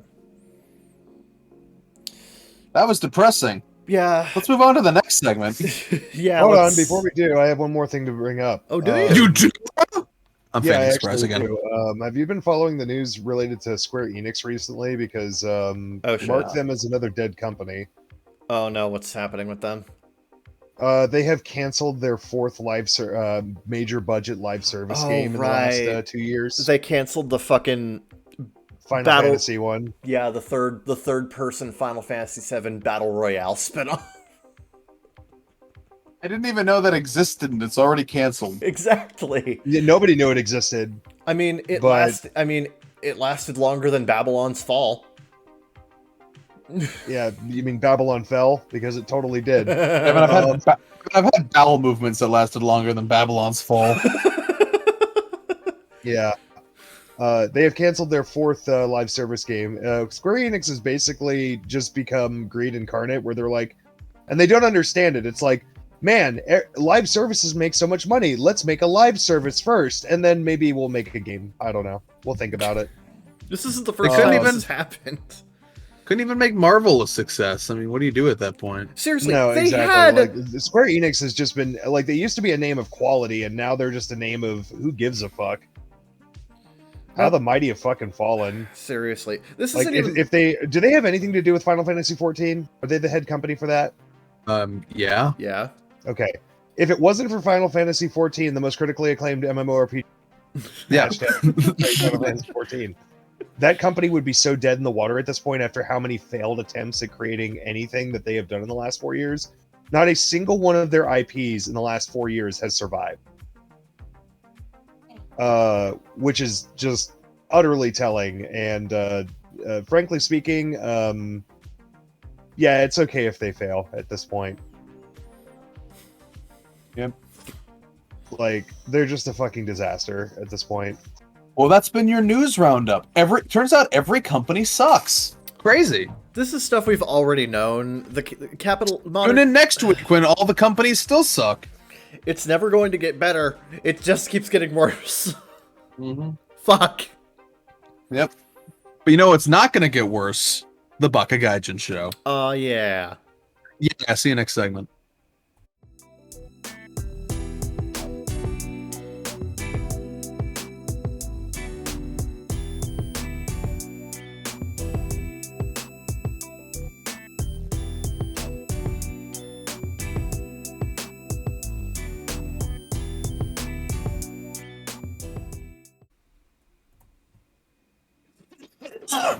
We're back. Interesting start. I didn't do it on. I didn't do it on. I'm sure you put a lot of work into that writing. Didn't do it on purpose. Gray. Just we're back. Accidental. All right, we're back. Yep. Hi, everyone. Hello. Hello. We returned once again to provide you with stimulating ear pleasure. Let's go to the anime section on Reddit and laugh at them. All right, I'll take a quick gander over there. Is there See if there's anything any interesting? worth discussing?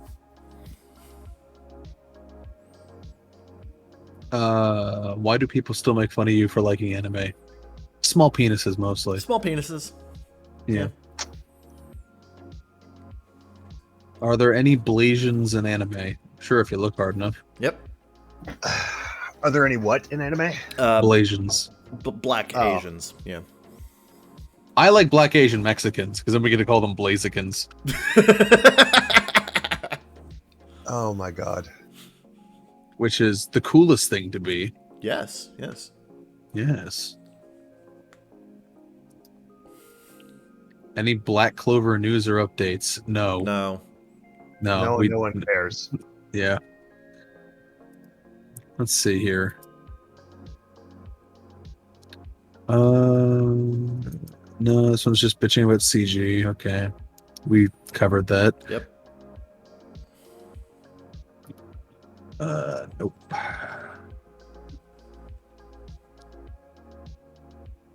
What are the worst cases of production issues in anime history? Well, I mentioned it offhandedly, but Dragon Ball Super was pretty bad. There was an anime there's worse. There was an anime that aired in the 1990s called Lost Universe, and that show had a serious issue with the production just failing. But one of the worst things that happened was the finalized. God, I don't remember. Give me a second. Let me look this up specifically. Lost Universe episode. OP brings up My Sister, My Writer, which is probably the most egregious recent example. Yeah, it is the most. I was going to bring that up. It is the most Yeah. egregious recent example. Yeah. Okay. It's also the anime that single-handedly killed the emoto genre. Like, Okay. put the final nail in the coffin. Yeah, so Lost Universe. There was a fire at the main production studio for that anime, which resulted in a massive amount of problems during production. To the point where a lot of work for the first few episodes of that show was actually destroyed and had to be redone in a very short amount of time. And one episode of that show had to be outsourced to, I think, South Korea. And the end result was a horrifically animated episode that is considered one of the worst episodes of anime ever made, to the point where it was completely reanimated for the eventual VHS and later Laserdisc release. It was a pretty bad example. The original Macross also had some issues during production, to the point where one episode aired that had no in-between animation. It was just keyframes. And all of the in-between animation was added for the show in reruns. Somebody mentions posted the comparison between the version of Gotta Be the Twin Tail that aired and a screen cap from the Blu-ray version. I'm gonna send you these screen caps because that is quite the distinction. Yeah, Twin Tail is a very different show during its original broadcast version. This is going in the video. Which is the only one I saw, but I saw it when it aired. So yeah, the Blu-ray version is way better. Like, if you're gonna watch Twin Tail, watch the Bluray version. First of all, if you're gonna watch Twin Tail, don't. But if you really want to, I was gonna say that was my opinion. Yeah. That said, I do kind of think it's a good bad show. I think it's just fun. Fucking. It gets so stupid. It's in the same realm of Data Live, where it's so stupid. No, that's an insult to Data Live. Let's not. I mean, Data Live is one of the dumbest shows I've ever seen, but it's also really good for what it is. Yeah. I mean, I haven't seen Data Live, so this is all on Zeke. They use dating sim prompts to tell the guy what to fucking do when he's trying to coo these women. Dude, that's fucking awesome. I love it. Yeah, like I said, but it's also really fucking stupid.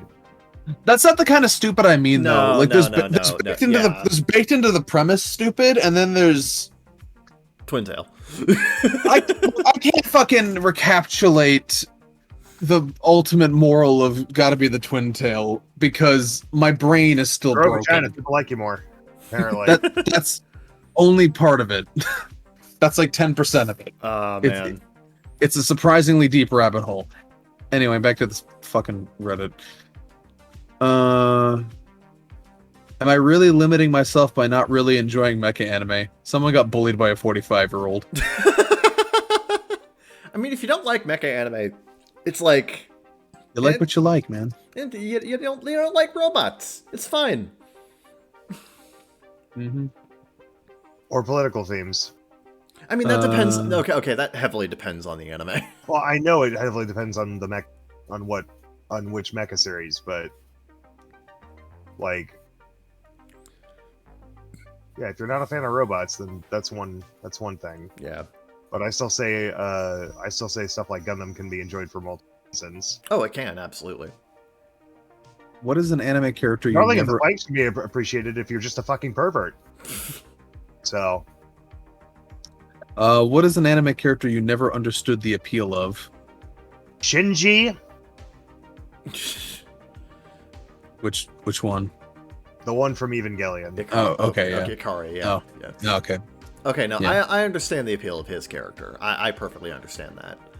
Well, I worry for your safety and sanity. I thought he meant the Shinji from Fate Stay Night. I'm like, I mean, is there an appeal? He's supposed to be unappealing. He's supposed to be a piece of shit. I think I find him funny in how wormy he is. No, I understand the appeal of Shinji because he is a deeply troubled and flawed character, and I actually know a number of people who see a lot of themselves. I was a deeply flawed and troubled teenager, and I never identified with something. Maybe I'm just being classist here, but I was a deeply flawed and troubled teenager, and I found no identification with a character like him. I know a lot of people who do. Man, the world's a dark place. Oh yeah, I know a lot of people. Yeah. I know a lot of people with eyes. Anyway, hey, that's a commonality. Yeah, that's my hot take. I've never understood the appeal of the main character of Evangelion. That's funny because OP says they never understood the appeal of Asuka. So, God, that's okay. Depending on what kind of women you like. Yeah. To be fair, as far as tsundere characters go, Asuka is definitely more on the fucked up end. On the soon rather than the dairy? Yeah, I know. Top voted comment is Bakugo, which I think that's more due to the fact that his character moments are so spread out. I mean, Baby Vegeta? If you were to watch like a compilation of great Bakugo moments, he's a good character. It's just they're kind of spread out because there's a lot. I will say I agree with that statement. Yeah, he's an interesting character. Like I said, I call him Baby Vegeta because a lot of the same things that are attractive about Vegeta are attractive about Bakugo. Except Bakugo is a little bit more openly abrasive towards the main character. Okay, I disagree there because the entire reason why Vegeta is appealing in the original Dragon Ball is because he's a villain for most of it. Appealing to you. But When you still, say appeal, it only applies to one person. I mean, but still, like Vegeta is actually a flat out villain for most of Dragon Ball.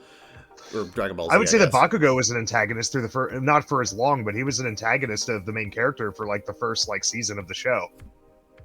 Yeah. Well, yeah, but the whole He thing wasn't with like a villain character just because he wasn't called a villain, but he was an. yeah, but like, oh god, you really need to stop interrupting me when I'm trying to make a point. Your points are so bad, though. Not, only if you don't let me finish. Anyway, Fine. continue. Okay, everyone, no, shut up. No, let him talk. Let him talk. Kevin, talk. Okay, fine. Vegeta in the original Dragon Ball is a villain for most of the series, and the entire point of his character is that, like, Vegeta is appealing when he is able to just... So, like, the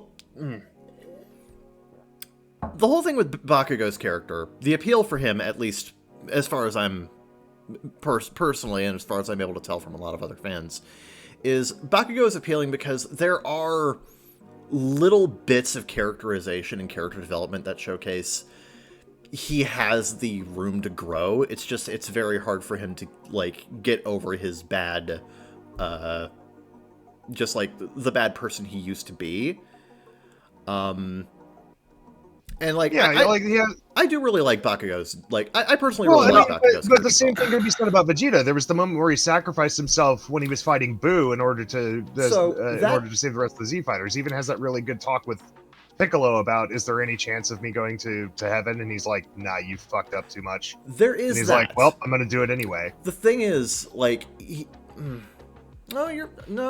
sorry. I don't like this comparison either, though, because Bakugo was always a hero from the start. He was, yeah. He was just loud and angry. Yeah, comparatively, Vegeta actually genocided people. Yeah, a lot of his issues stem more from, it's like a tall poppy syndrome sort of situation. Yeah. I think he's just a giant tsundere, and he was he was kind of a bully at first. Vegeta? No. Okay, Bakugo. I'm talking about Bakugo. Bakugo was a bully.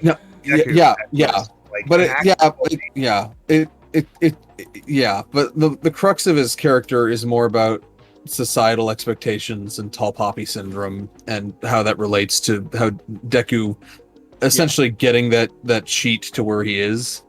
You know, the way that Bakugo is characterized, though, is that he's a very abrasive, standoffish kind of individual, very individualistic, concerned about his own growth and his own goals. Sure. Incredibly driven, not usually doesn't usually work well with others. Now, who does this sound like? Oh yeah, on a surface level, yeah, he has a lot of. That's what I'm talking about. Vegeta, that's why I call him Baby Vegeta. Like, I'm not saying he's the same as Vegeta, but I call him Baby Vegeta because a lot of the way that he carries himself throughout the most of the show reminds me of Vegeta after he joined the Z Fighters. Like, he's still very much only concerned with his own power and his own growth, and he's very standoffish and not exactly a team player, and can be a bully to the main character occasionally. Yeah. That does remind me, though. That's the only point I'm trying to make here. I'm not saying that at their core they're the same character. Okay, that's not fair to either one of them. I kind of love how most of this thread is not But that's why I say, like, that's why I kind of get his character, because I've seen it before. I've seen similar things before in characters like Vegeta. Right. That's why I kind of see the appeal. He's the guy who walks his lonely road. But you have to respect his determination. I like how most of this thread is not even answering the question. It's just people going like, well, let me explain why Asuka's appealing. It's just debating him on that and not actually answering the question. I mean, you bring up... I mean, my only defense of that, having, basically written off Evangelion entirely, is, have you seen the body pillows? They're pretty lit. True, true. There's your appeal. That's all the appeal you need. Sometimes girl cute is enough. Yeah. Kevin, somebody says Luffy. He is a good character, but he is a copy of Goku. Why is he so popular? No, no, no, no, no, no, no, no, no, no, no, no, Even no, I would God, say no, Luffy is no, not- no, no, no, no, he's not a no, no, copy of no. Jesus No, he Christ. is not. No. That is the worst take I've ever heard in my life. Tell me you've never seen One Piece without telling me you've never seen One Piece. Fucking. I was like, outside of the fact that they're arguably the most powerful character in the show, and B, they're kind of goofy sometimes. I see no resemblance. None. Oh God. That is literally the only resemblance I could possibly find between the two characters. I just read that because I knew it would make him mad. I'm like, man, do you know that Kenshin Himura is also a clone of Goku? Did you know that Vash the Stampede is also a fucking clone of Goku? Everything's a clone of Goku. What a stupid idiot. Go fuck yourself. Goku is a static reactionary character. Luffy fucking isn't. Yep. God. Also, Goku tries to do everything himself. Luffy's entire modus operandi is, I want more friends, damn it! God. Somebody in the story called Hisoka ugly, and I don't get that either. Okay, is he talking about 99 Hisoka with like the blue hair, or I don't think that makes a whole difference it to his... doesn't? I'm just Sure. But anyone, Kevin, you want to answer the question though? What's an anime character you never got the appeal of?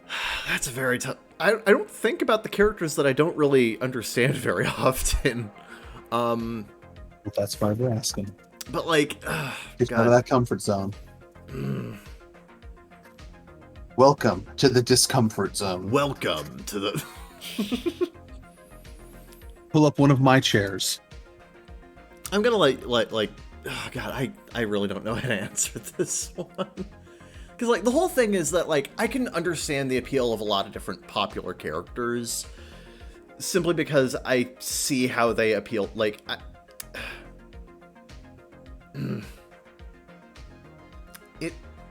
it's really hard for me to actually say, I don't understand the appeal. Because like a more accurate question would be, which characters do not personally appeal to me and why? Sure. Like I feel like that's a better question.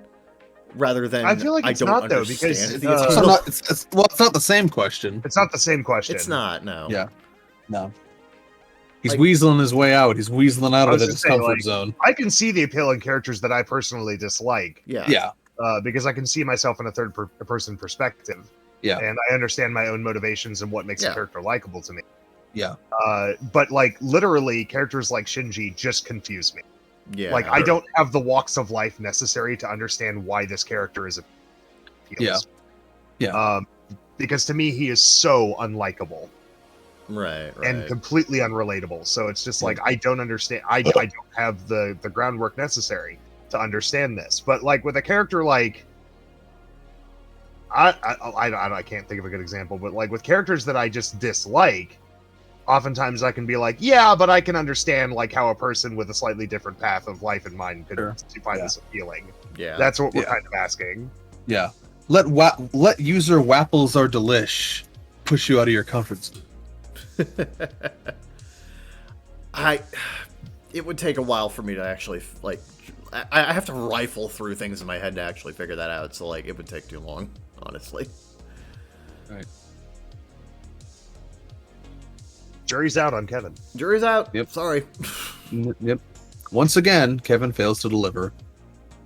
It's happening less and less lately. Yeah. Do we need to keep a counter? We'll keep a counter. No, I don't want to make another counter. we already have the slime counter. Okay. mention slime. He's gonna go off about slime. Oh fuck. It's okay. Just adding work for yourself. So it's okay. So we're good. We're clear. We're clear. It's funny how Kevin adds so much work for himself and yet contributes so little. He's just here for the food. All work, no contribution, as oxymoronic as that sounds. Okay, a character I never understood the appeal of I love the show. I love the series. I don't hate this character. I just don't get the appeal. I don't understand the love for Kurisu From Steins Gate. okay. Yeah. I don't get it. She's fine. I don't know what it is. I think she's fine. She's kind of bland. And I think just doesn't tick any specific box for me personally. But I don't know what boxes she does tick. This is one of those cases where I don't hate them. I don't dislike them even. I just don't quite get what the appeal is supposed to be. Right. Yeah. I need some mega simp to explain this to me. That's the one that always stands out to me. Other than that, I fall into a similar boat where a lot of times, like, yeah, I get why someone would like this, even if I don't. Yeah. It's not super common. I think this is a question for judgmental people, honestly. That's a very good point. Yeah. Which I'm generally not. Yeah. Same. So there's that. Fuck this thread. It's going in the garbage.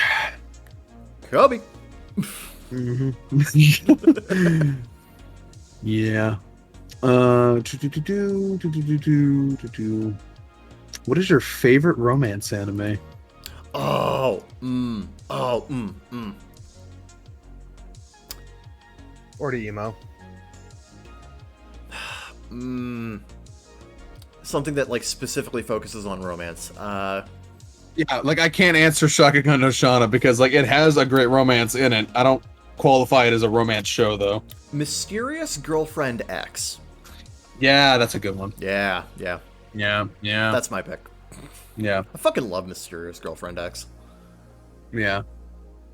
I don't know if I have a favorite for specifically that. Usually my favorite ones are in shows that aren't explicitly romance shows. Yeah, because again, Shauna. Yeah. Like romance is a big part of Shauna's like story. Don't get us wrong, but it's not Sure. a romance anime. It's No. it's an urban fantasy.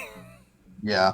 As far as like a purely there are romance anime I like. I wouldn't necessarily call them. Oh, you know what? 1 Week Friends. Yeah. You've mentioned that before. You have. Yes. Yeah. I love that. Apparently, if you just make 50 first dates in anime, it's better. Who knew? There you go. Yep. Mhm. Problem solved. Yeah. Yep. So There you go. First Dates is actually a good movie. I haven't actually seen it. I've only. No, It's one of Stanley's best films. Okay. I believe you. I've only seen a Shukan Friends.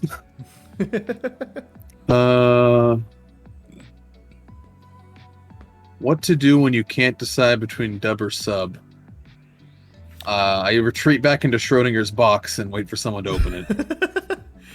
Yeah, I honestly, I don't think I've ever had that problem. I'm very decisive. I just default to like, if I hear a dub is good, I'll watch it, but I typically just default to sub.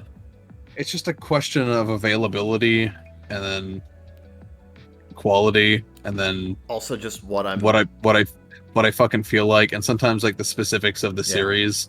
Like I'm sure the JoJo dub is great. I'm not gonna watch it because the copyright friendly stand names distract me. Yep, that's fair. So that's not their fault. It's just it is what it is.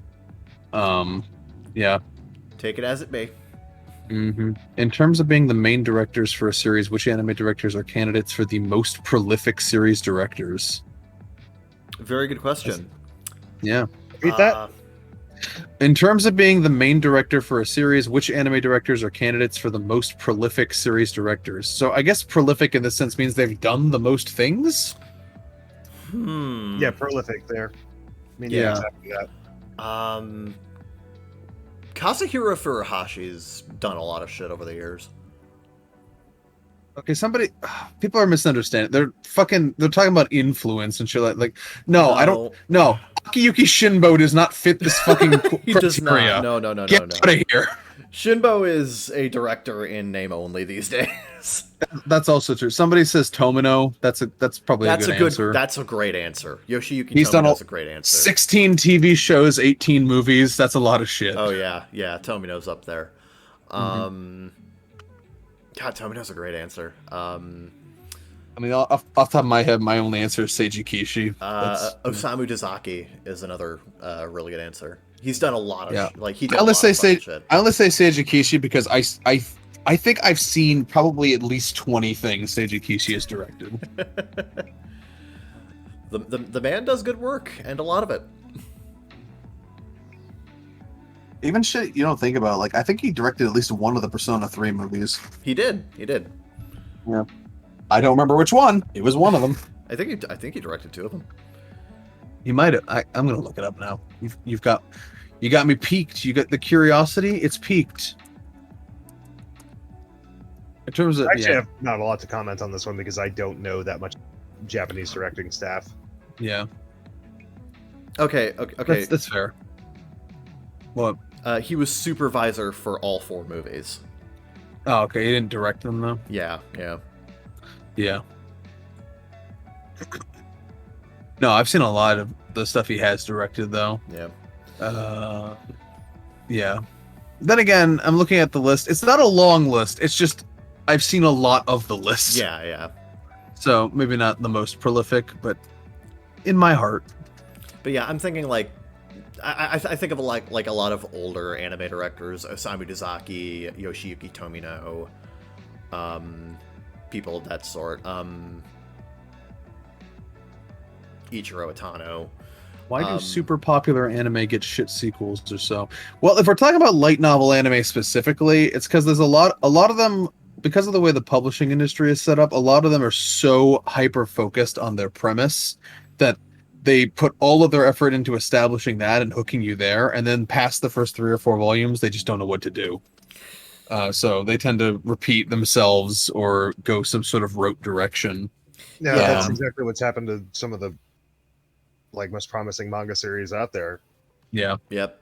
It's a very to my mind. The 3 that come to my mind are Haganai, Nisekoi, and Rentagirl. Had fantastic first couple of chapters or first couple of volumes, and then they just circle jerked themselves into eventually giving up and saying, "Fine, nobody wins" at the end. It's a very premise-forward industry at the moment. You might be able, as evidenced by the titling structure most dominant currently. Very premise-forward. You get them hooked, and then once they're hooked, the thing is, it's sort of like attention entropy in a way, where like once you have someone hooked, you can get progressively weaker and weaker, and then they'll just have like a sunk cost fallacy, and they'll stay with it. Yeah. Even if it gets worse. If you start out bad, they're not going to be hooked though. So you got to hook them, and then you can the quality can be kind of whatever, and people will just follow it out of morbid curiosity or whatever. Like, nobody reading the manga right now is genuinely interested in Rent a Girlfriend anymore. They're just there because of sunk cost fallacy and to see where the train wreck goes. Yeah, much like the World of Warcraft, none of you are here by choice anymore. Still my favorite joke to say over it, swear to God. Yeah.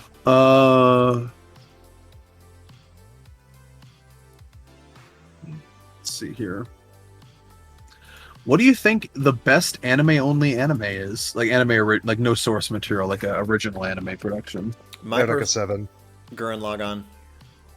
Off the top of my head, Nagi no Asakara.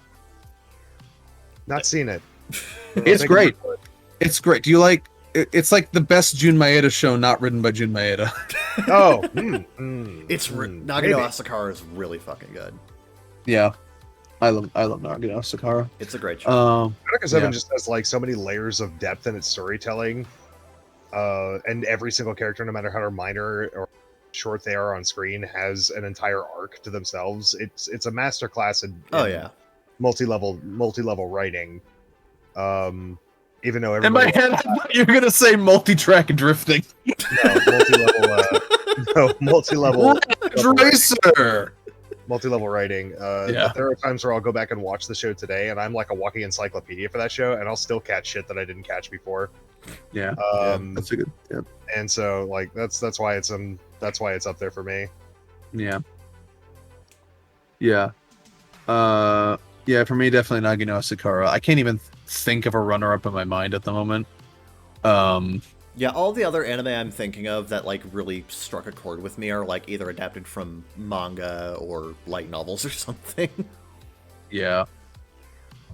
I do like a good original though. It's great. I think it's great to watch live because everyone's on the same page. There's no like fucking people who are just like, oh, wait till the next arc. volume. Yep. Yeah, Ooh, wait till next arc. you guys don't know. You guys are in for it. I know all the secrets, and you know none of the secrets. What's our favorite thing? It's like new light novel adaptation announced. It's a really good day for annoying people. And no matter how obscure it is, someone's always been there first. Yeah. Someone's always like, yeah, I read like the fucking like English translation of the Chinese translation of this. I put it and into it's a like Japanese man's head and told him to translate it to me. Yeah, I MTL'd the web novel. Let me tell you, this is lit. Exactly. Christ. Some dude just be like, oh my god, I can't believe they're adapting the light novel. Oh, I can't believe it. Tabe fell off. Jesus Christ, people shut up. I hate light novel snobs. I hate them with a burning fucking passion. I hate web novel slobs more. They're That's the fair. more like insufferable bastards. Like, put the Cheetos down, man. Nobody gives a shit. We're here to watch anime. Shut the fuck up. Anyway, let's see here.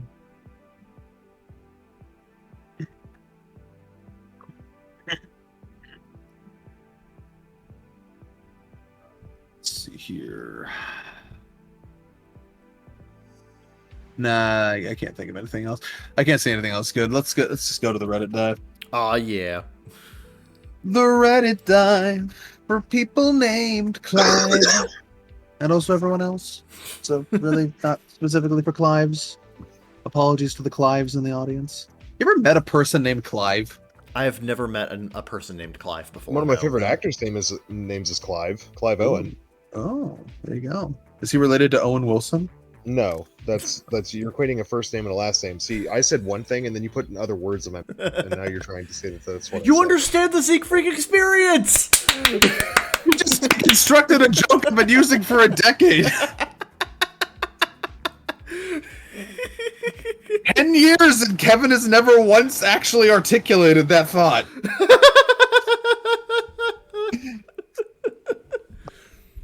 Damn. The dynamic is shifting. Fuck. I need to do better. No, it's fine. You have different approaches. It's spice of life, whatever. Yeah. We're all key ingredients in the bakagaijin pie. Or whatever.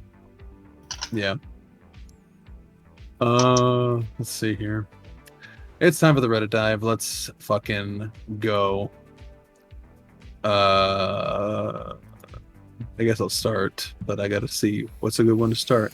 Of course. Today, how about an extra large Tifu? Do tell. Actually, this one might be a little. This one might be a little long. Holy shit! It just keeps going. I guess we'll try it. All right. Today I fucked up by telling my girlfriend about war. What is it good for? Let's find out. I, 38M, have recently started dating 31F. I've been single for nearly 6 years prior to this. I had a very difficult relationship previously. I felt used for my stability and the constancy I provided. That's a word. I'm not the kind of person that thinks that all women are awful or that the dating world is entirely and perpetually flawed for men in my age range. But typically, I have poor judgment when it comes to other people's intentions, and that has certainly led to a string of situations where I was valued almost exclusively for what I provided and not for who I was. To some degree, I think that's all right. But I needed a break, so I left the dating scene for a longer period of time. I am a veteran. I served following 9/11, and while most people in my life know that I'm a combat veteran, their knowledge starts and stops there. I live in a large city. There seems to be a general lack of empathy or respect for military service. Pretty okay with that. I generally don't want to relive that part of my life. That doesn't mean that I didn't enjoy or that I'm not proud of my time in the uniform. I am, but I'm also very alright with moving forward in my life and not having it be central to my current experiences. The problem is I have PTSD. Oh no. Not as bad as most. I think I made out very lucky compared to some, and the bulk of my symptoms are not constant. I tend to get a little tense sometimes at night. I can struggle with vivid dreams. It's not an every night thing. It comes in fits and starts lasting usually a week, maybe two if it's a bad go, and then fading back. Very rarely I have extremely intense dreams that wake me up suddenly. I can be disoriented during this time or very emotionally activated. After I separated from the military, I became a military contractor and changed my career to a technical field. I got myself educated and trained in technical specialty, built work experience working as a civilian contractor overseas, where I built myself a substantial nest egg. I was mentored by good men on investments and income generation. I've done very well for myself. I hold a full-time position back in the States now with a generous salary and benefits. I've taken care of myself physically, and despite having several injuries, I've stayed very active. So in regards to the PTSD, I have it much better than some, and I'm very grateful that's the case. I'm sorry this is so long. This girl and I met several years ago, but I was not dating, and she was seeing someone else. We clicked right away, but never spoke of it or crossed any lines, and did not maintain communication. To the point where, when I thought of her, I did not reach out. I wondered if I'd imagined the entire thing, or if she'd felt it as well. A few months ago, she reached out and we met up and the sparks were there. The boyfriend she was seeing is long gone. We started to date. This is the first time I've opened myself up to a romantic relationship in a very long time. Things have progressed, and she begun spending the night. This is where my first anxiety has come into place. She didn't want to suddenly have a bad episode at night. I didn't want to suddenly have a bad episode at night with her there. I didn't want to speak about or even acknowledge my PTSD. I'm embarrassed not only of having it, but also of speaking about it because so many men endured and endure so much worse than me. I have so little to complain about, but with her spending the night, I had to at least tell her sometimes I can wake up suddenly and seem very frightened or alerted. I don't or haven't done anything like dive into the floor or reach to arm myself, but I do suddenly bolt upright sometimes. I've called out before, and other times I get the shakes for a few minutes and feel very confused about where I am.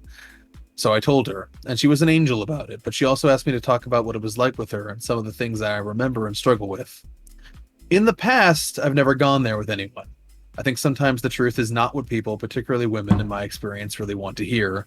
But in the past, I've often been criticized by past partners for being emotionally unavailable or closed off. They've been critical of my inability to be open with them and have expressed feeling that there was parts of me that was a stranger to them, and that it was part of what drove our relationship into negative places. Without excusing any of my ex-girlfriend's decisions or behaviors, she wasn't wrong in this criticism, but still, I couldn't bring myself to really open up to my new girlfriend. She pressed gently, but left it alone. Very sweet from this. Very encouraging. She told me that there was nothing I could say that would change where we were going together, and that she appreciates anyone who served our country. She's a generally empathetic human being, and I felt relieved that she didn't really press me to elaborate in that moment. Judging by the title, I'm going to assume that this might actually go south. Probably. Also, it's Artifu, so things tend to go south by default. I felt more secure and safe. She told me she loved me. She clings to my arm when we walk together. She compliments me on my body and my clothes. She tells me I'm handsome, that she feels lucky. She posted me on her social media and introduced me to friends, coworkers, or parents. 3 days ago, though, I did have a fairly rough wake-up one night. Not my worst, no yelling. I bolted upright in bed suddenly, startled her awake, and apparently sat very silent and tense for a few seconds while she tried to ask me if I was all right. I don't remember her asking me repeatedly. I only remember hearing her and telling her that I was fine and thinking it was the first time she'd asked. I settled fairly quickly after. I usually do. But she again gently asked me to share with her what I see during these nightmares or what memories I have that bother me. I looked at her, this beautiful young woman, and for the first time in a very long time I felt seen and just didn't want to ruin things. I didn't want to push her away. I've done very well on my own, but there's something blissful in being loved and loving someone, and for whatever reason I opened up there. I shared with her a single account that sometimes bothers me. She asked detailed questions and I answered. At first, I answered openly, but I began to see, even in the dark, her expression changing. I saw the worry in her face. I wouldn't call it fear, but it was certainly uncertainty. And I understood what was happening too late because her next question was, "Did you enjoy being there, though?" I'm convinced almost every combat veteran can tell you that they enjoyed it, even the scariest, most violent moments. There's some part of us that comes alive in a way during those situations that just can't when we get back home. It's a cliche by now, but it's real. And she asked the question knowing the answer. I saw it in her face, hoping I would say that I didn't. I couldn't lie to her, but I didn't answer the question. I tried to hit that middle ground. At this point, I just wanted her to leave it be. I wished I'd never opened my mouth. That was 3 days ago. She's been distant through text and we haven't seen each other since. There's nothing I don't think that I can do now. Dating's been very difficult for me. I'm so discouraged. I felt that this girl and I had found something.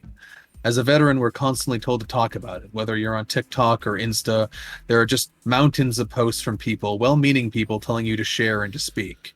Friends and family all want you to confide in them, or at the very least know that you could if you wanted to. But I mean this when I say, for those of us that served, you really can't. Or in the very least, you'll never really be able to tell whether you can or can't until you've made the choice, and the consequences of that choice are out of your hands. I was falling for this girl, and now, despite my best attempts to stay positive, I can't help but feel she saw all of me and walked away. Part of me knows that's all right. That's her choice. And there's integrity in letting someone have that part of you so they can decide if they want to deal with it or not. But there's also a part of me that can't help but feel that I'll never find a partner. And that there's a part of me that I have to hide from those I love because it's more than anyone else can handle. I don't know how to shake the profound sense of loneliness I suddenly feel. I find myself wishing that I'd never responded to her to begin with. I find myself wishing I knew better than to even attempt to try and date again. Can we give OP a hug? This dude, Yeah. this dude needs like the fucking biggest fucking group hug. I swear to fuck. Yeah. There's like 5 updates and it goes on for a while. It's a bit much to read. I might just link it. But yeah. That's you know, it's funny because normally I'd be like, that's not an extra large fuck up. Nobody died, you know, or whatever. I mean, but like I can't bring myself to tell this guy he's wrong about how he feels. yeah. So The thing is, people don't really understand what being in that kind of a situation is like because it's so far outside of the realm of things we understand as people who have never been in a combat situation. Mm-hmm. The PTSD fucks you up, but at the same time, like, God, it's a complicated subject matter, and a lot of people just don't have the ability to sympathize or empathize with that kind of a mindset because they've never been in it. They've never done that before. Mm-hmm. Yeah. They can only really take it at face value and, you know, from their own personal experiences. They find that kind of stuff, you know, horrific and, you know, deplorable. And you know what? A lot of the veterans probably do too. But a lot of the veterans can't help how they felt during those moments. A lot of these veterans can't help what it was like for them being in the trenches, being in combat. It's not something that you can really judge fairly if you haven't really experienced it yourself, but it's not something that people should have to experience themselves. And that's the thing. There's a fundamental disconnect between people who have been in these combat situations, who do suffer from, you know, the flashbacks, the PTSD, these waking moments of them, you know, reliving these experiences, and the people who have never even experienced something remotely close to that. Yeah. That's the fundamental disconnect. Yep. And you know, it's like, and I'm not trying to equate these things. These things are not the same at all. But I get people ask me sometimes, like, how can I watch like live leak shit? How can I watch like people dying, getting hit by buses, war footage, whatever? And my answer is usually that I like to keep myself grounded in reality. You know, I like to not shy away from that darkness. You know. Because, you know, I think it's a little sad that people react to things like this way, and I get why they do, but like I think that's a result of a very sheltered mindset and a very sheltered kind of life. Yeah, what this guy needs to do is find somebody who's willing to accept him for who he is, and he needs to be open from the beginning and say, this is what you're getting into, are you willing to take this ride with me? And the thing is, you're gonna get turned down a lot. You're gonna get a lot of no's. Yeah. Yeah, But- you're gonna get a lot of like less understanding people who are just want things to go their way, and you're not gonna always find somebody who's willing to accept you. It's going Yeah. to be worth it in the end to find the yes. But I was gonna say, yeah, you just keep. Yeah. I mean, my suggestion to this guy is just keep dating Yeah. and just be forward about it. Don't try to hide it. Yeah. That's the main point, I think, is that the longer you put it off, the more invested you become. Maybe don't make it the first thing that you Yeah. say, and Yeah. but like make it on the first date. Yeah. Yeah, you got to be upfront with that, because Yeah. the longer you put it off, the more invested you become, and the more it'll hurt if Yeah. they react Make it up poorly. front. I'm So a combat Yeah, and I veteran. think that's I've your gone through mistake, is shit. you've been trying to hide it and pretend it doesn't exist, when what you need to do is acknowledge that it does exist and find somebody who's willing to accept that. And you'll have a Yeah. much better time doing that if you're forward about it from the beginning. Yep, and that's Yeah. why But, that's why a lot of veteran what's the word I'm looking trauma specialists insist that you talk about it. It's because it's worth it both for you and for anybody else that you might. Well, and, Yeah. and my statement is you'll never get anywhere until you do learn to. Yeah. So whatever you have to do to make that happen, make it happen. yeah. Next post. All right. Let's see. Am I the asshole for not showing up to the birthday party that my husband planned for me? Oh, thank God it's not another wedding. So my husband is a jokester and a prankster. He has a habit of pulling pranks, especially on my birthdays. He judges my reactions as overreactions and says I should loosen up and be extra happy because he thinks he's making my birthdays extra funny. But it actually upset me and put me in a position where I get laughed at and recorded by his family. Immediately, you're not the asshole. One paragraph in, you're fine. He planned for my 26th birthday this past week, which was held at a restaurant.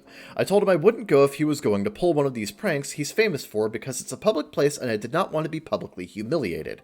He swore, All right, everyone, we got a busy day. No pranking. Not a single prank. He swore on his mom, on the Bible, promised me and brought 2 witnesses, wrote an agreement. He said two witnesses. I'm like, I don't know if I trust that. Wrote an agreement saying he'd pay cash money if he pulled a prank. What a healthy relationship. I believed Wow, him. This man wrote a fucking legal agreement that he would not prank her. Not a single prank. I I'm believed gonna him. prank Dwight when he comes to the office today. I believed him and said that I'd go. I had to cancel with my parents who wanted to celebrate at their house. The day of my birthday, I got a text from one of his friend's wives telling me that she heard him tell her husband about the prank he was going to pull on me at the restaurant. I was stunned as she detailed what the plan was going to be. I felt so upset and anxious. He already went ahead and got to the restaurant to make sure all was set. I ended up deciding to not go. He started calling me then, texting, asking where I was, and saying that the party was going to start without me. I turned my phone off and went to my parents' house and had a small party there. I went home at 7 p.m. and found my husband there fuming at me. He lashed out, asking why the hell I did not show up to the party after he put money, time, and effort in it. I told him why, and he called his friend's wife a liar and reminded me of all the promises he made and accused me of not trusting his word. I said I couldn't take the chance and risk having him basically ruin another birthday of mine. We had a huge argument, then he started giving me the cold shoulder while pointing out how I embarrassed him and wasted his time and money by not showing up. Look, I'm not one to call for divorce, but in this case, Yeah. you don't seem compatible. File that paperwork, please. You're not the asshole. This dude does not respect your personal space. He does not respect your privacy. He does not respect the fact that you don't like being pranked. And he literally, I need to point out, OP, he made this legally binding because he swore up and down, brought witnesses, and signed a paper agreement that he would not prank you. And he was going to do it anyway. Functionally, you can now sue his ass. I mean, he didn't end up pranking her though, because he didn't show up. But like, it's fuck. Really, she missed out on a lawsuit opportunity by not showing up. True. But no, like, you're not the asshole, OP. And top comment sums everything up. So my husband's a jokester and a prankster, not the asshole. That's all I needed for a judgment here. Every Next one. Yep. Next one. Okay. I'm sending Sarah to... What have we got in the bag today, boys? Whenever he gets in a fix, he reaches into his bag of tricks. What is that from? Felix the cat. Oh. I thought it was another Schlimbo Bimbo from the animation. No, that's Felix the cat. Okay. I mean, The original he Scrimblow. He could be a... Is Felix the cat a Scrimblow? God damn it! You gave me the wedding one. You son of a bitch! Fuck! Am I the asshole for not wanting my husband to walk his sister down the aisle? Oh boy. Probably. My husband, I think you're all assholes for having weddings. Anyway, my husband, Mike, 37, is the eldest in his family. He's pretty close with his sister, Beth. How close? 28. And they spend almost a week together. They spend almost all week together. Beth had issues with her father growing up. She went no contact with him after he took her first car and damaged it. She only remained in contact with Mike since everybody else judged her for going no contact. She's getting married to her fiance of 3 years. From what I understand, she and her dad are slowly getting reconciled. But she made it clear she wants him to take no part in the wedding. She asked Mike if he could walk her down the aisle, and he agreed.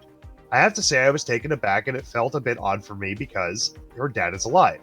They're on speaking terms again, and he's going to be at the wedding, so the logical thing to do is have him walk her down the aisle. This role isn't for her older brother, but her father, not to mention how IL would feel about it. I brought this up with Beth, and she had an attitude and implied I was just saying this and objecting because of how I feel about the situation, not how our tradition should be practiced. We got into an argument, and I went home. Mike thinks I'm being unreasonable and possibly caused to miss something so sentimental, and that if anything, he feels honored to be asked to do this for her, and said I should stop worrying about what others might say. Now we're having this conflict, 3 of us, and cannot seem to reach a solution. Yeah, you're kind of... I'm going to say you're kind of the asshole, just from this very brief description. It's her wedding. It is. Who walks her down is who she wants to walk her down. Yep.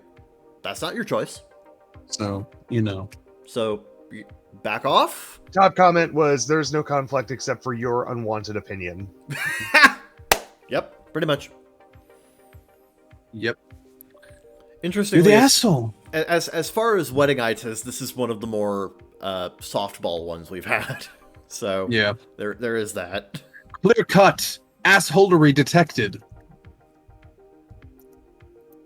Let me search into my little bag of tricks and reach out and pull another thing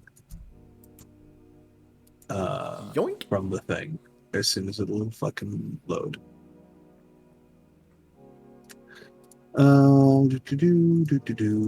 Which one of these do I want? I don't know.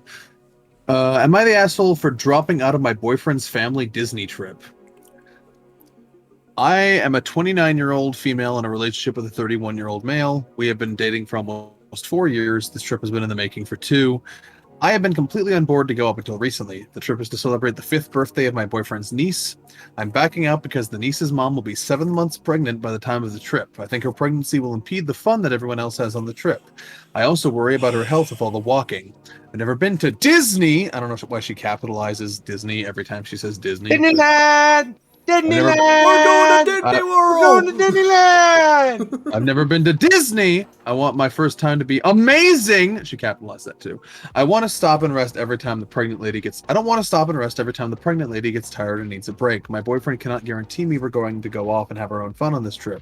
We took a trip a couple months ago to a much smaller amusement park, and we occasionally had to stop to accommodate the pregnant lady. I'm not interested in doing that on this trip. My boyfriend thinks I'm being selfish. He says the trip is not about me. It's a family celebration to celebrate his niece. He does not think I'm being a supportive partner in the situation. I must add, this trip is already paid for by my boyfriend.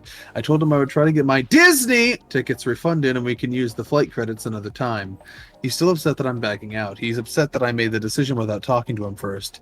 He said there was no compromise. He said I'm turning down a fully paid for Disney trip because the trip may not go my way. Am I being selfish? Am I the asshole because I don't want my first time at Disney to be a potential flop? So, you didn't talk to him first about any of this. You didn't try to hash it out. You didn't try to, communicate at all. So, strike one. You are making a very random assumption about how this entire trip is going to go before it even happens. Again, without talking about it with your... With the They're not talking about it part, sure, but I don't think it's random. I think pregnant women have problems. Yeah. I don't think that's not random.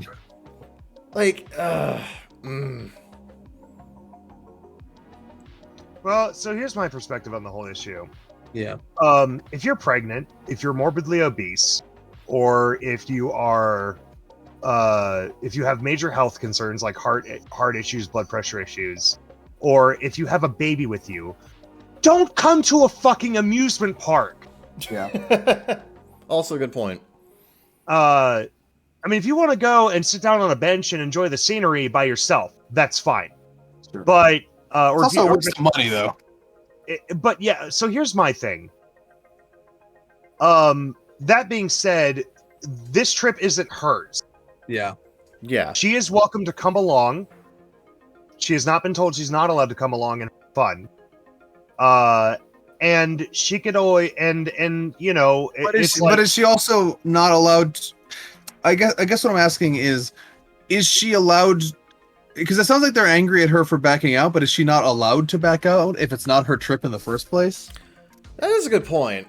I mean... Yeah, so I think there's a little bit of asshole in everybody here. Yeah. Yeah, everybody sucks here. Yeah. Because like she's not communicating. They're having a very potentially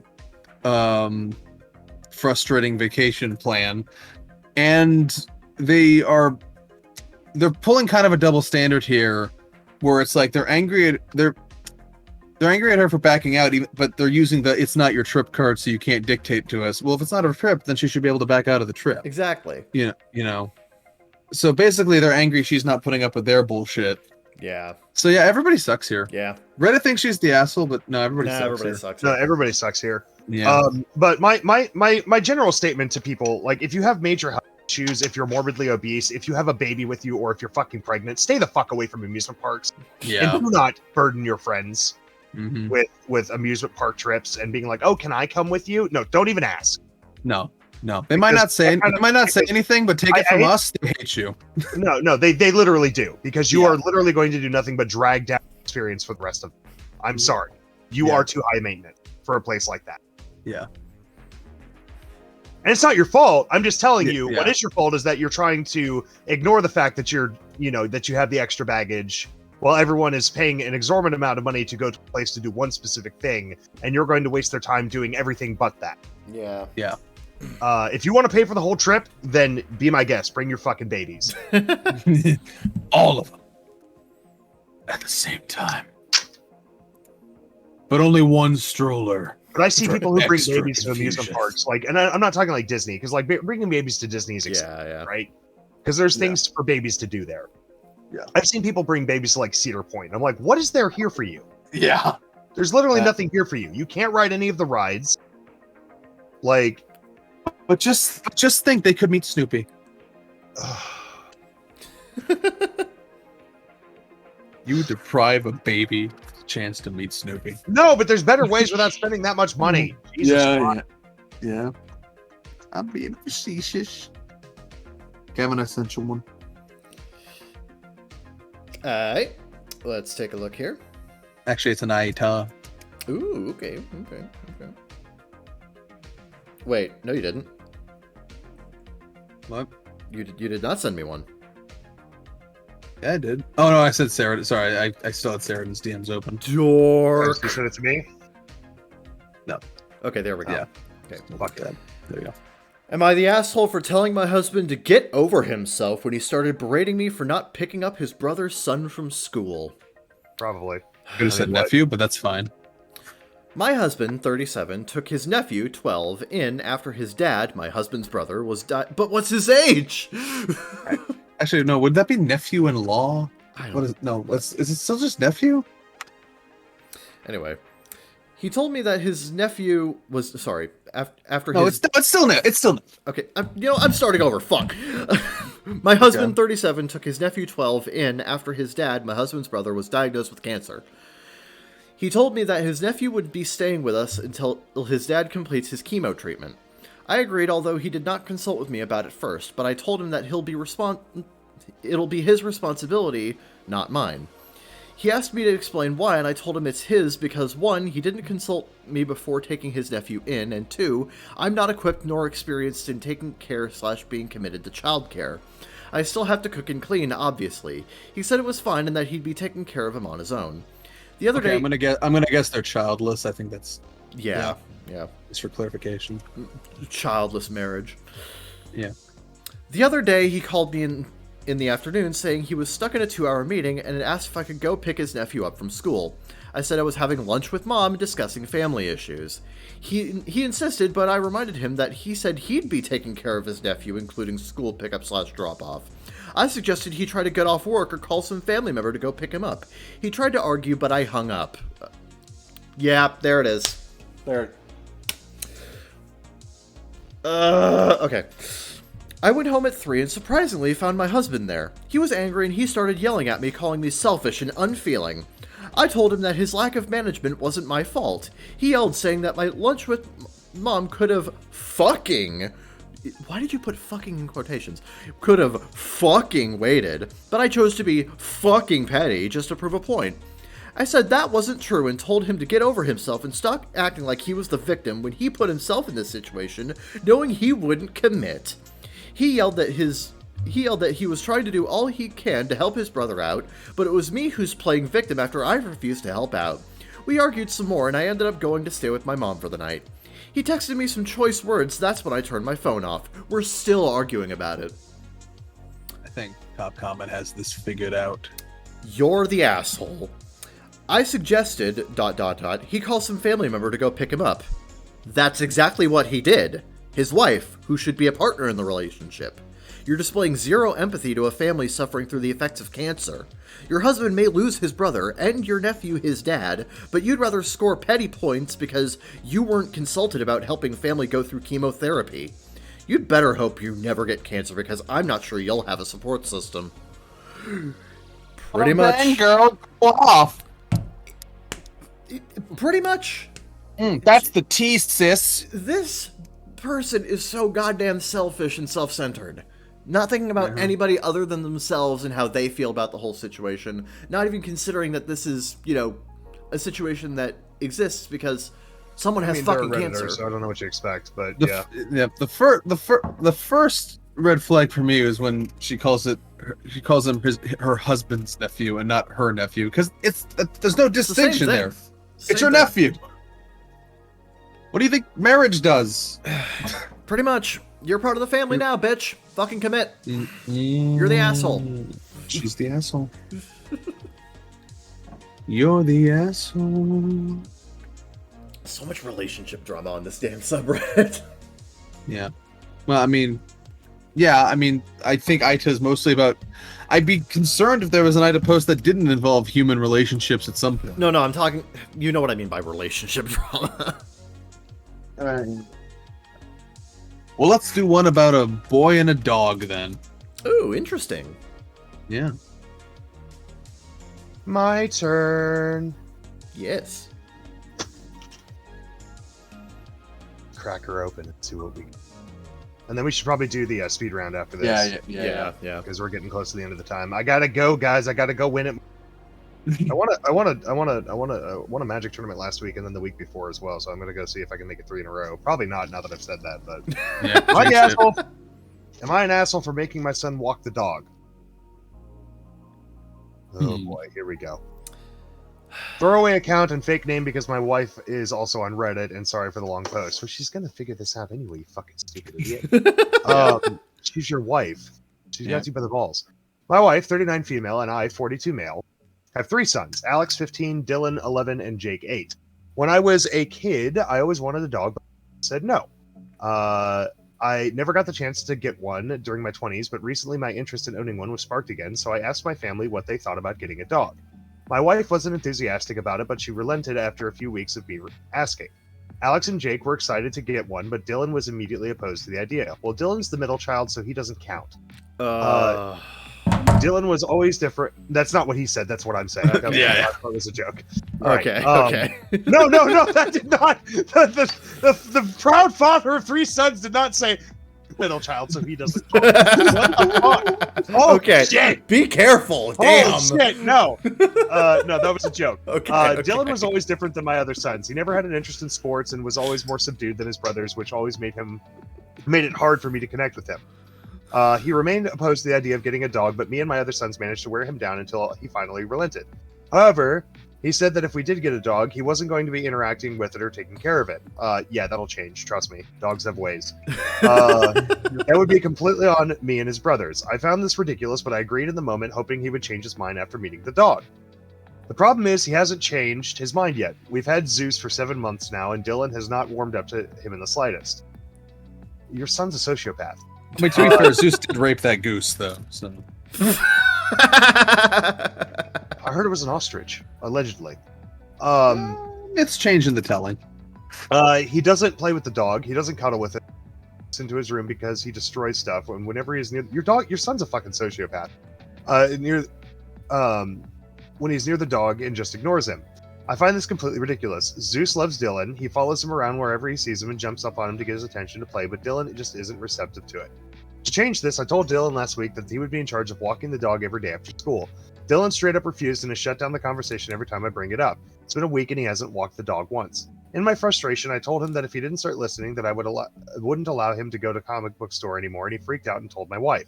Now my wife is upset with me, claiming that I knew what I was getting into with this, and I knew that Dylan wouldn't be playing with the dog, but his intolerance of the dog is weird, and I refuse to entertain it any longer. The wife has been short with me ever since that conversation, and Dylan is cold with me as well. Alex is now agreeing with his mother, which makes me have second thoughts. So, Reddit, am I the asshole? No, you are the fucking father in this relationship. Your little shit of a son needs to learn to take care of family investments. I don't think...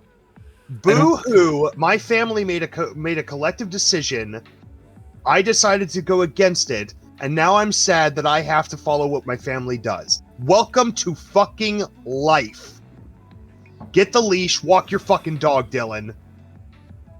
It's not the dog's fault that you're an asshole. You have a responsibility to take care of that animal. That's my stance on this. Dylan was the child here. Oh, I know. Dylan's the actual asshole here. No, I don't. No, as far as the actual OP, I don't think he's the asshole. I think he's kind of an asshole. I think he's forcing affection for the dog on his son who isn't interested. I don't think it's a crime to... It's not affection. He's asking him to take care of the dog. Yeah, that's fine. Yeah, that's...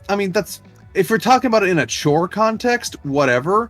But yeah. Like that's not how he's contextualizing it. He's contextualizing it as, well, this is going to get him to like the dog, which he shouldn't have to like the dog. It should not be mandatory to like the dog. If you want to make it mandatory to walk the dog, whatever, chores are chores, but like you can't force a kid to like the dog. Which was not his idea. Yeah. I just want to point that out. This isn't like a kid demanding a puppy and then getting bored of it. I mean, like, it's not that situation. Like, this was the father's idea. He got a dog, and he's upset that one of his sons isn't super thrilled about having a dog. And it's like, well, boo-hoo. Like, he has a right to his opinion. And to be fair, the son is probably catching on that it's like, oh, you're trying to get me to like the dog, but I don't want to like the dog, so he's probably being, like... The more you force me to try to like the dog, the less I like the dog. Yeah, so... I'm going to read top comment. No, top comment kind of sums it up, but I disagree with his 3 bullet points. Okay. I think those are not framing it appropriately, but Okay, well, I'm just gonna read it anyway.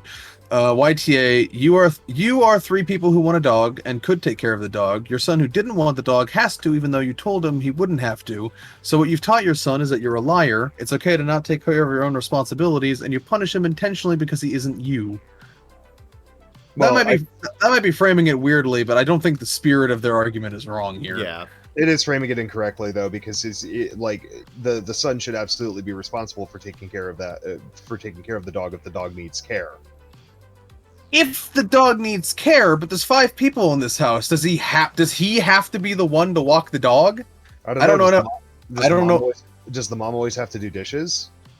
I don't know. I don't know their family life well enough to judge that. I'm just saying that he is purposefully inciting conflict by making the person who likes the dog the least walk the dog, with the implicit goal of getting him to like the dog, which he shouldn't have to do. If you don't like dogs, you don't like dogs. That's fine. I don't think that's a problem.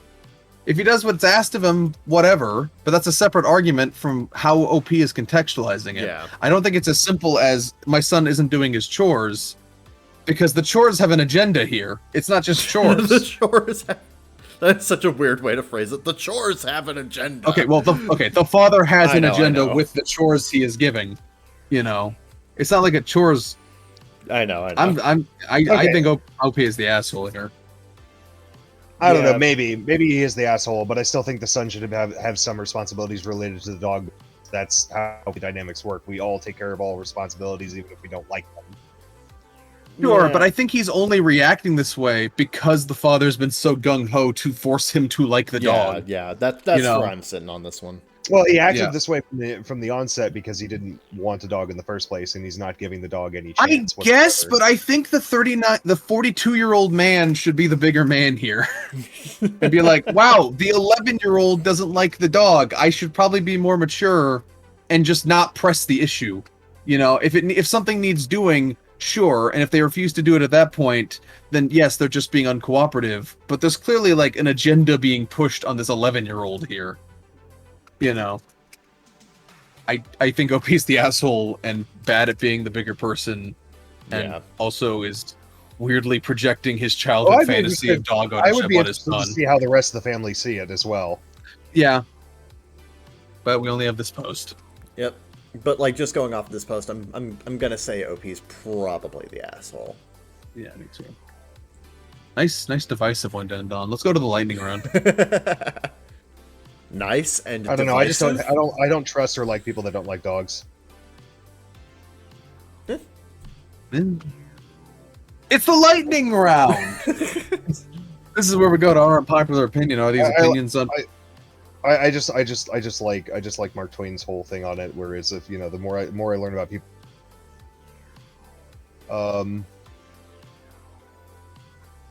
anyway, lightning round. Let's go. Okay. No, you don't get an intro anymore. You only get one shot at that. If you Popular had opinions. one shot. Anyway, unpopular opinion: car insurance is the biggest scam in all of mankind. I don't know. I put health insurance over car insurance. Health insurance is a way bigger fucking scam. Yeah. Yeah, health insurance is an actual scam. Car insurance is actually incredibly useful. It is, Yeah. yeah. Because like with car insurance, you're This is from a paying person who actually owns a car and has had to utilize his car insurance on multiple accounts because other people don't have car insurance. Yeah, accidents, liability, that kind It of saves thing. my fucking. You're gonna run into more accidents than you do major health issues. Oh yeah. Yeah. I mean, like when I think of different kinds of insurance, I actually think car insurance might be one of the least problematic. Yeah, like there are problematic and predatory There's things I don't like. There's things I don't like about it. There's things I don't like about it, like the fact that you're forced to have it. Yeah. But as far as how it actually functions, I don't think it's anywhere near as bad as some other types Well, of that has insurance. to do, the reason you're forced to have it is because your car isn't the only one that gets damaged in an accident, Yeah. and if you fucked up, somebody else should not have to pay for it. And the rules also state if you don't have the money to pay for it, you're not obligated to pay for it. So the insurance ensures that you can always pay for somebody else's damages if you fuck up as a driver. It's more about protecting other people than it is about protecting yourself. I guess I just don't like. In this age, I just don't like more expenses being foisted on people. I get it, but I've also been screwed by a bunch of people who don't have insurance consistently. Yeah. And man, it would have been nice if they actually followed the rules and I didn't have to suffer for their fucking drug ass mistakes. Yeah.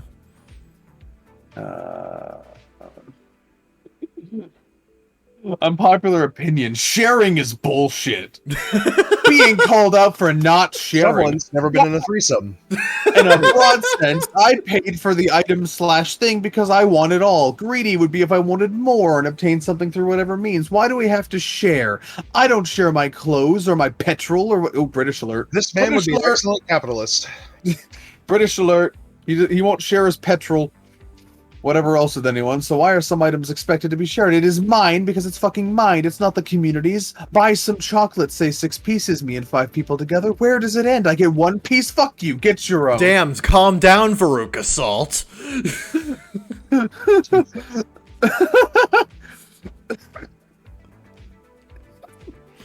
want to know what made this guy so mad. This dude's getting so fucking tilted. What was the impetus for this? Sharing is bullshit. This dude just brought like a pack. I hate sharing. This dude just brought like a pack of gum to work. He's like, hey man, can I have a stick of gum? Fuck you! How dare you? This is my gum I paid for with my money. I just imagine if you ask him for for a bite of your sandwich, he would just stab you in the throat 54 times. Sandwiched. No, comrade. Our sandwich. Yeah,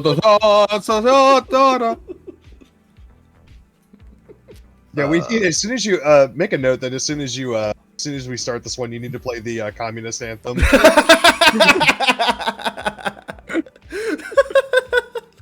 Sure. Getting is getting, comrade. Let's see here. Unpopular opinion: I like Taco Bell more than traditional Mexican food. White person I'm going to shame you for that opinion, but I also understand. Fair enough. Yeah, no. I like Taco Bell for how cheap it is. Yeah. That's like the big thing. Taco Bell's cheap as fuck. Yeah. So like sure.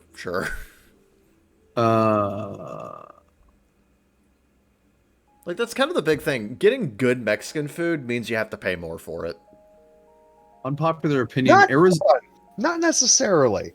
Okay, and that means I need to take you to Taqueria Mixteca in Dayton. Oh, shit. Absolutely. Do it. But anyway, yeah. Not necessarily. Good Mexican street food is just as cheap as Taco Bell. Right. Unpopular opinion: Arizona bark scorpions are incredibly useful as intimidation and psychological warfare. First of all, Arizona bark scorpions are relatively social scorpions, and thus not very difficult to mass breed without killing Oh my god, who the fuck cares? They also have the wonderful property of having a potent sting when provoked. My philosophy, in a way, is to use them as a form of intimidation. Say your neighbor and his loud-ass dog have been keeping you up at night. Telling them to take a peek in your yard and seeing 50,000 of your finest Arizona bark scorpion soldiers might make him change his mind. Another useful effect of this mindset is driving housing prices down and killing pesky insects. Even animals trespassing in your yard will be skeletonized after being stung and eaten, possibly. Overall, I see it as a harmonious coexistence of nature. Kind of like, I see it as a harmonious existence with nature, like a Pokemon game.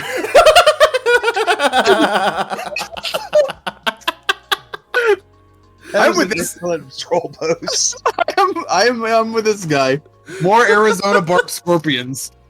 That's almost as good as putting a colony of live spiders in your nephew's piñata. Top comment: remind me to never be your neighbor. Christ. I can't wait to see the Reddit post about the guy killed after thinking keeping 50,000 scorpions was a good idea. Am I the asshole for threatening my neighbor with my scorpion army? It's very sensible to keep an army of 50,000 Arizona bark scorpions. Do you walk the 50,000 scorpions every morning? I'm just imagining a guy with like 50,000 pieces of dental floss coming from his hand, and then there's just an army of scorpions walking along on the road. Like, Jesus Christ. Excellent Hey, Marvel, I got a great idea for a new villain. Scorpion already exists. Hey, Marvel, I got a great idea of how to make the Scorpion better. You'll never stop me, Spider-Man, not with my army of 50,000 Arizona bark scorpions. Oh no, they're a relatively social species with a potent sting of intimidation. What the fuck is this? That's got a sting. Oh, you went there. I love this. I'm upvoting it. It's a great fucking pose.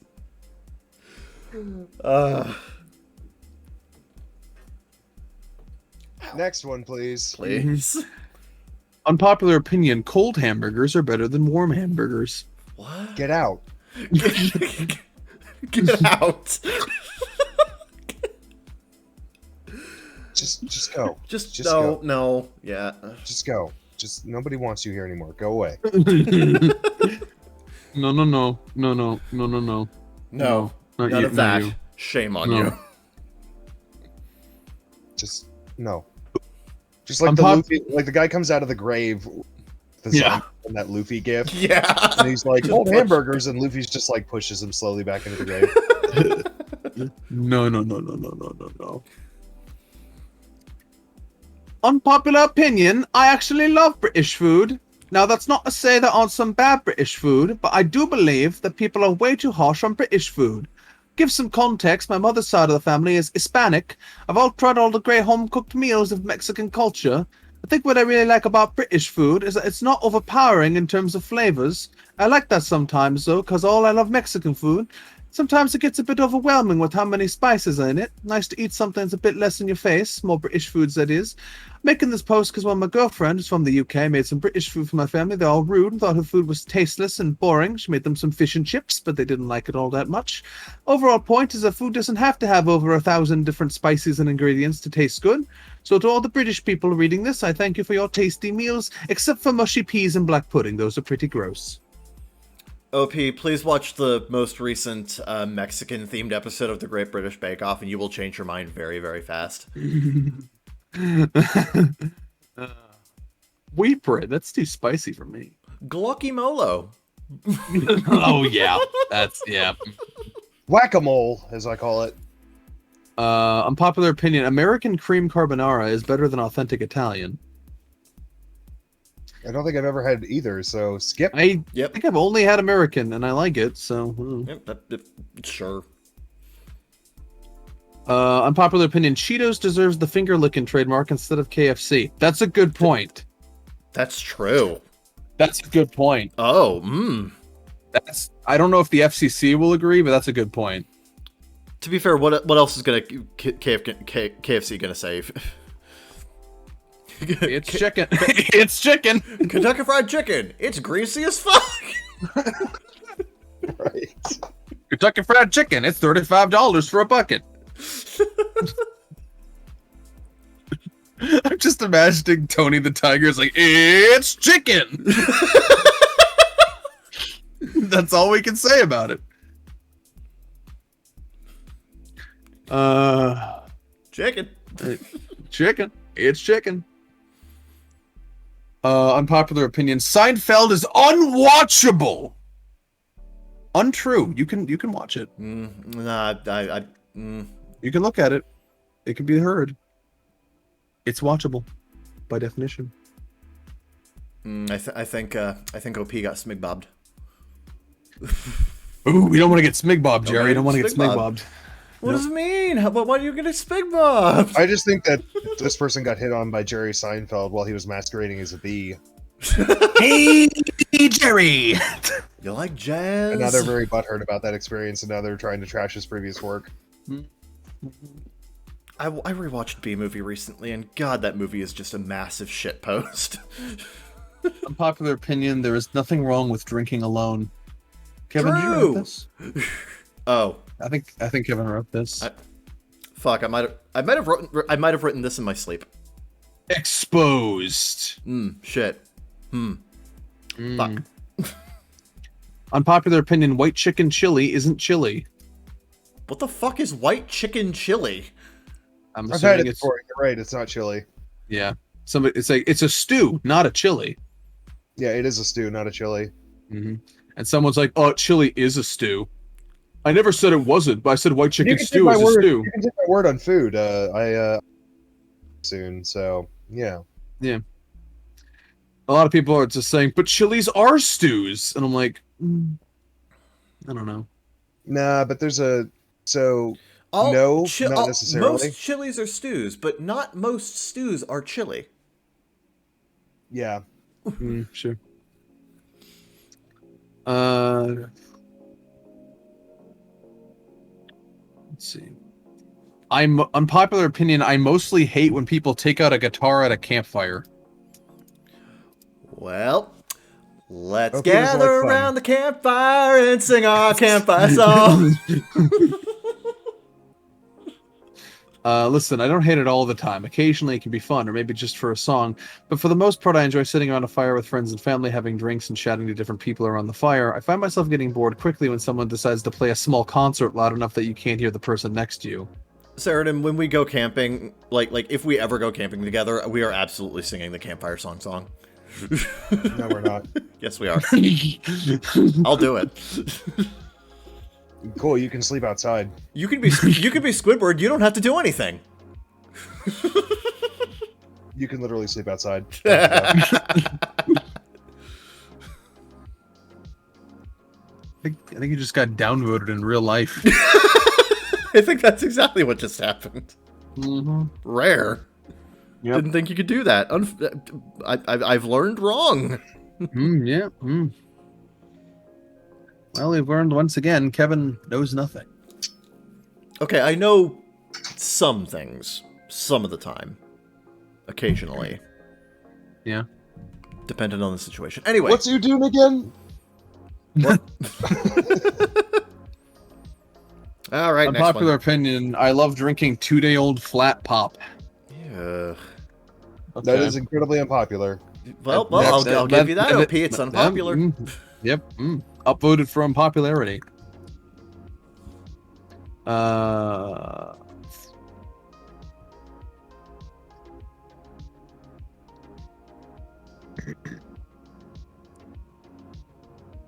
People who give themselves nicknames are Muppets? What? What? What do you have against the Muppets, first of all? What's the first question? Yeah. Do you got something against cartoons? About puppets? Weird. Strange. Unpopular opinion. Who on earth is keeping the Coca-Cola company in business? People who buy Coke products, I guess. Coca-Cola is the most commonly purchased commodity in the world. Are you retarded? Statistically, you OP. There we go. Oh, I'm becoming my father. Anyway, unpopular opinion: Columbus Day is not an Italian celebration. It's not an Italian thing. Who said it was an Italian thing? I thought it was an American thing. I thought it was a Colombian thing. I'm confused. I didn't actually think that. I'm just confused by their confusion. I'm confused too. I'm so confused. I think we should end the episode. Okay. You know what? Fair. Yep. If you want to be part of the Baka Gaijin show, good luck. You can email us at bakagaijinshow@gmail.com or join our official Discord server in the link provided below. And if you feel like it, if you're feeling spicy, you can tap that subscription and the bell. And maybe, if the planets align, you'll be notified if a new episode comes out. If the YouTube gods permit it.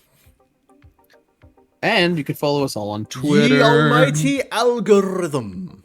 Anyway. On Twitter, at ZeekFreak, at CTromanderK, at Saradin Cedranor. This has been the Baka Gaijin Show. Subscribe to me to get downvoted in real life. Exactly. Get dunked on. We'll see you next week. ZeekFreak out. Ciao, ciao for now. They tell me that I'm never gonna make it. They want me to do something that could make sense. They hate when I keep dreaming I'll be famous, but I don't give a fuck, I'ma keep chasing. I got all this potential that's deep inside of me, but they hate when you're successful cause they try to be. They sit there being judgmental because you're trying things, and they just want you to settle and do the right thing. So get a good job, don't slack off. Wake up every morning, make a good impression on your boss. Don't do anything that I wouldn't do, and when you're making money, make sure you don't spend it too soon. Fuck that, I'll do what I wanna do. I got a different path from everyone, and that includes you.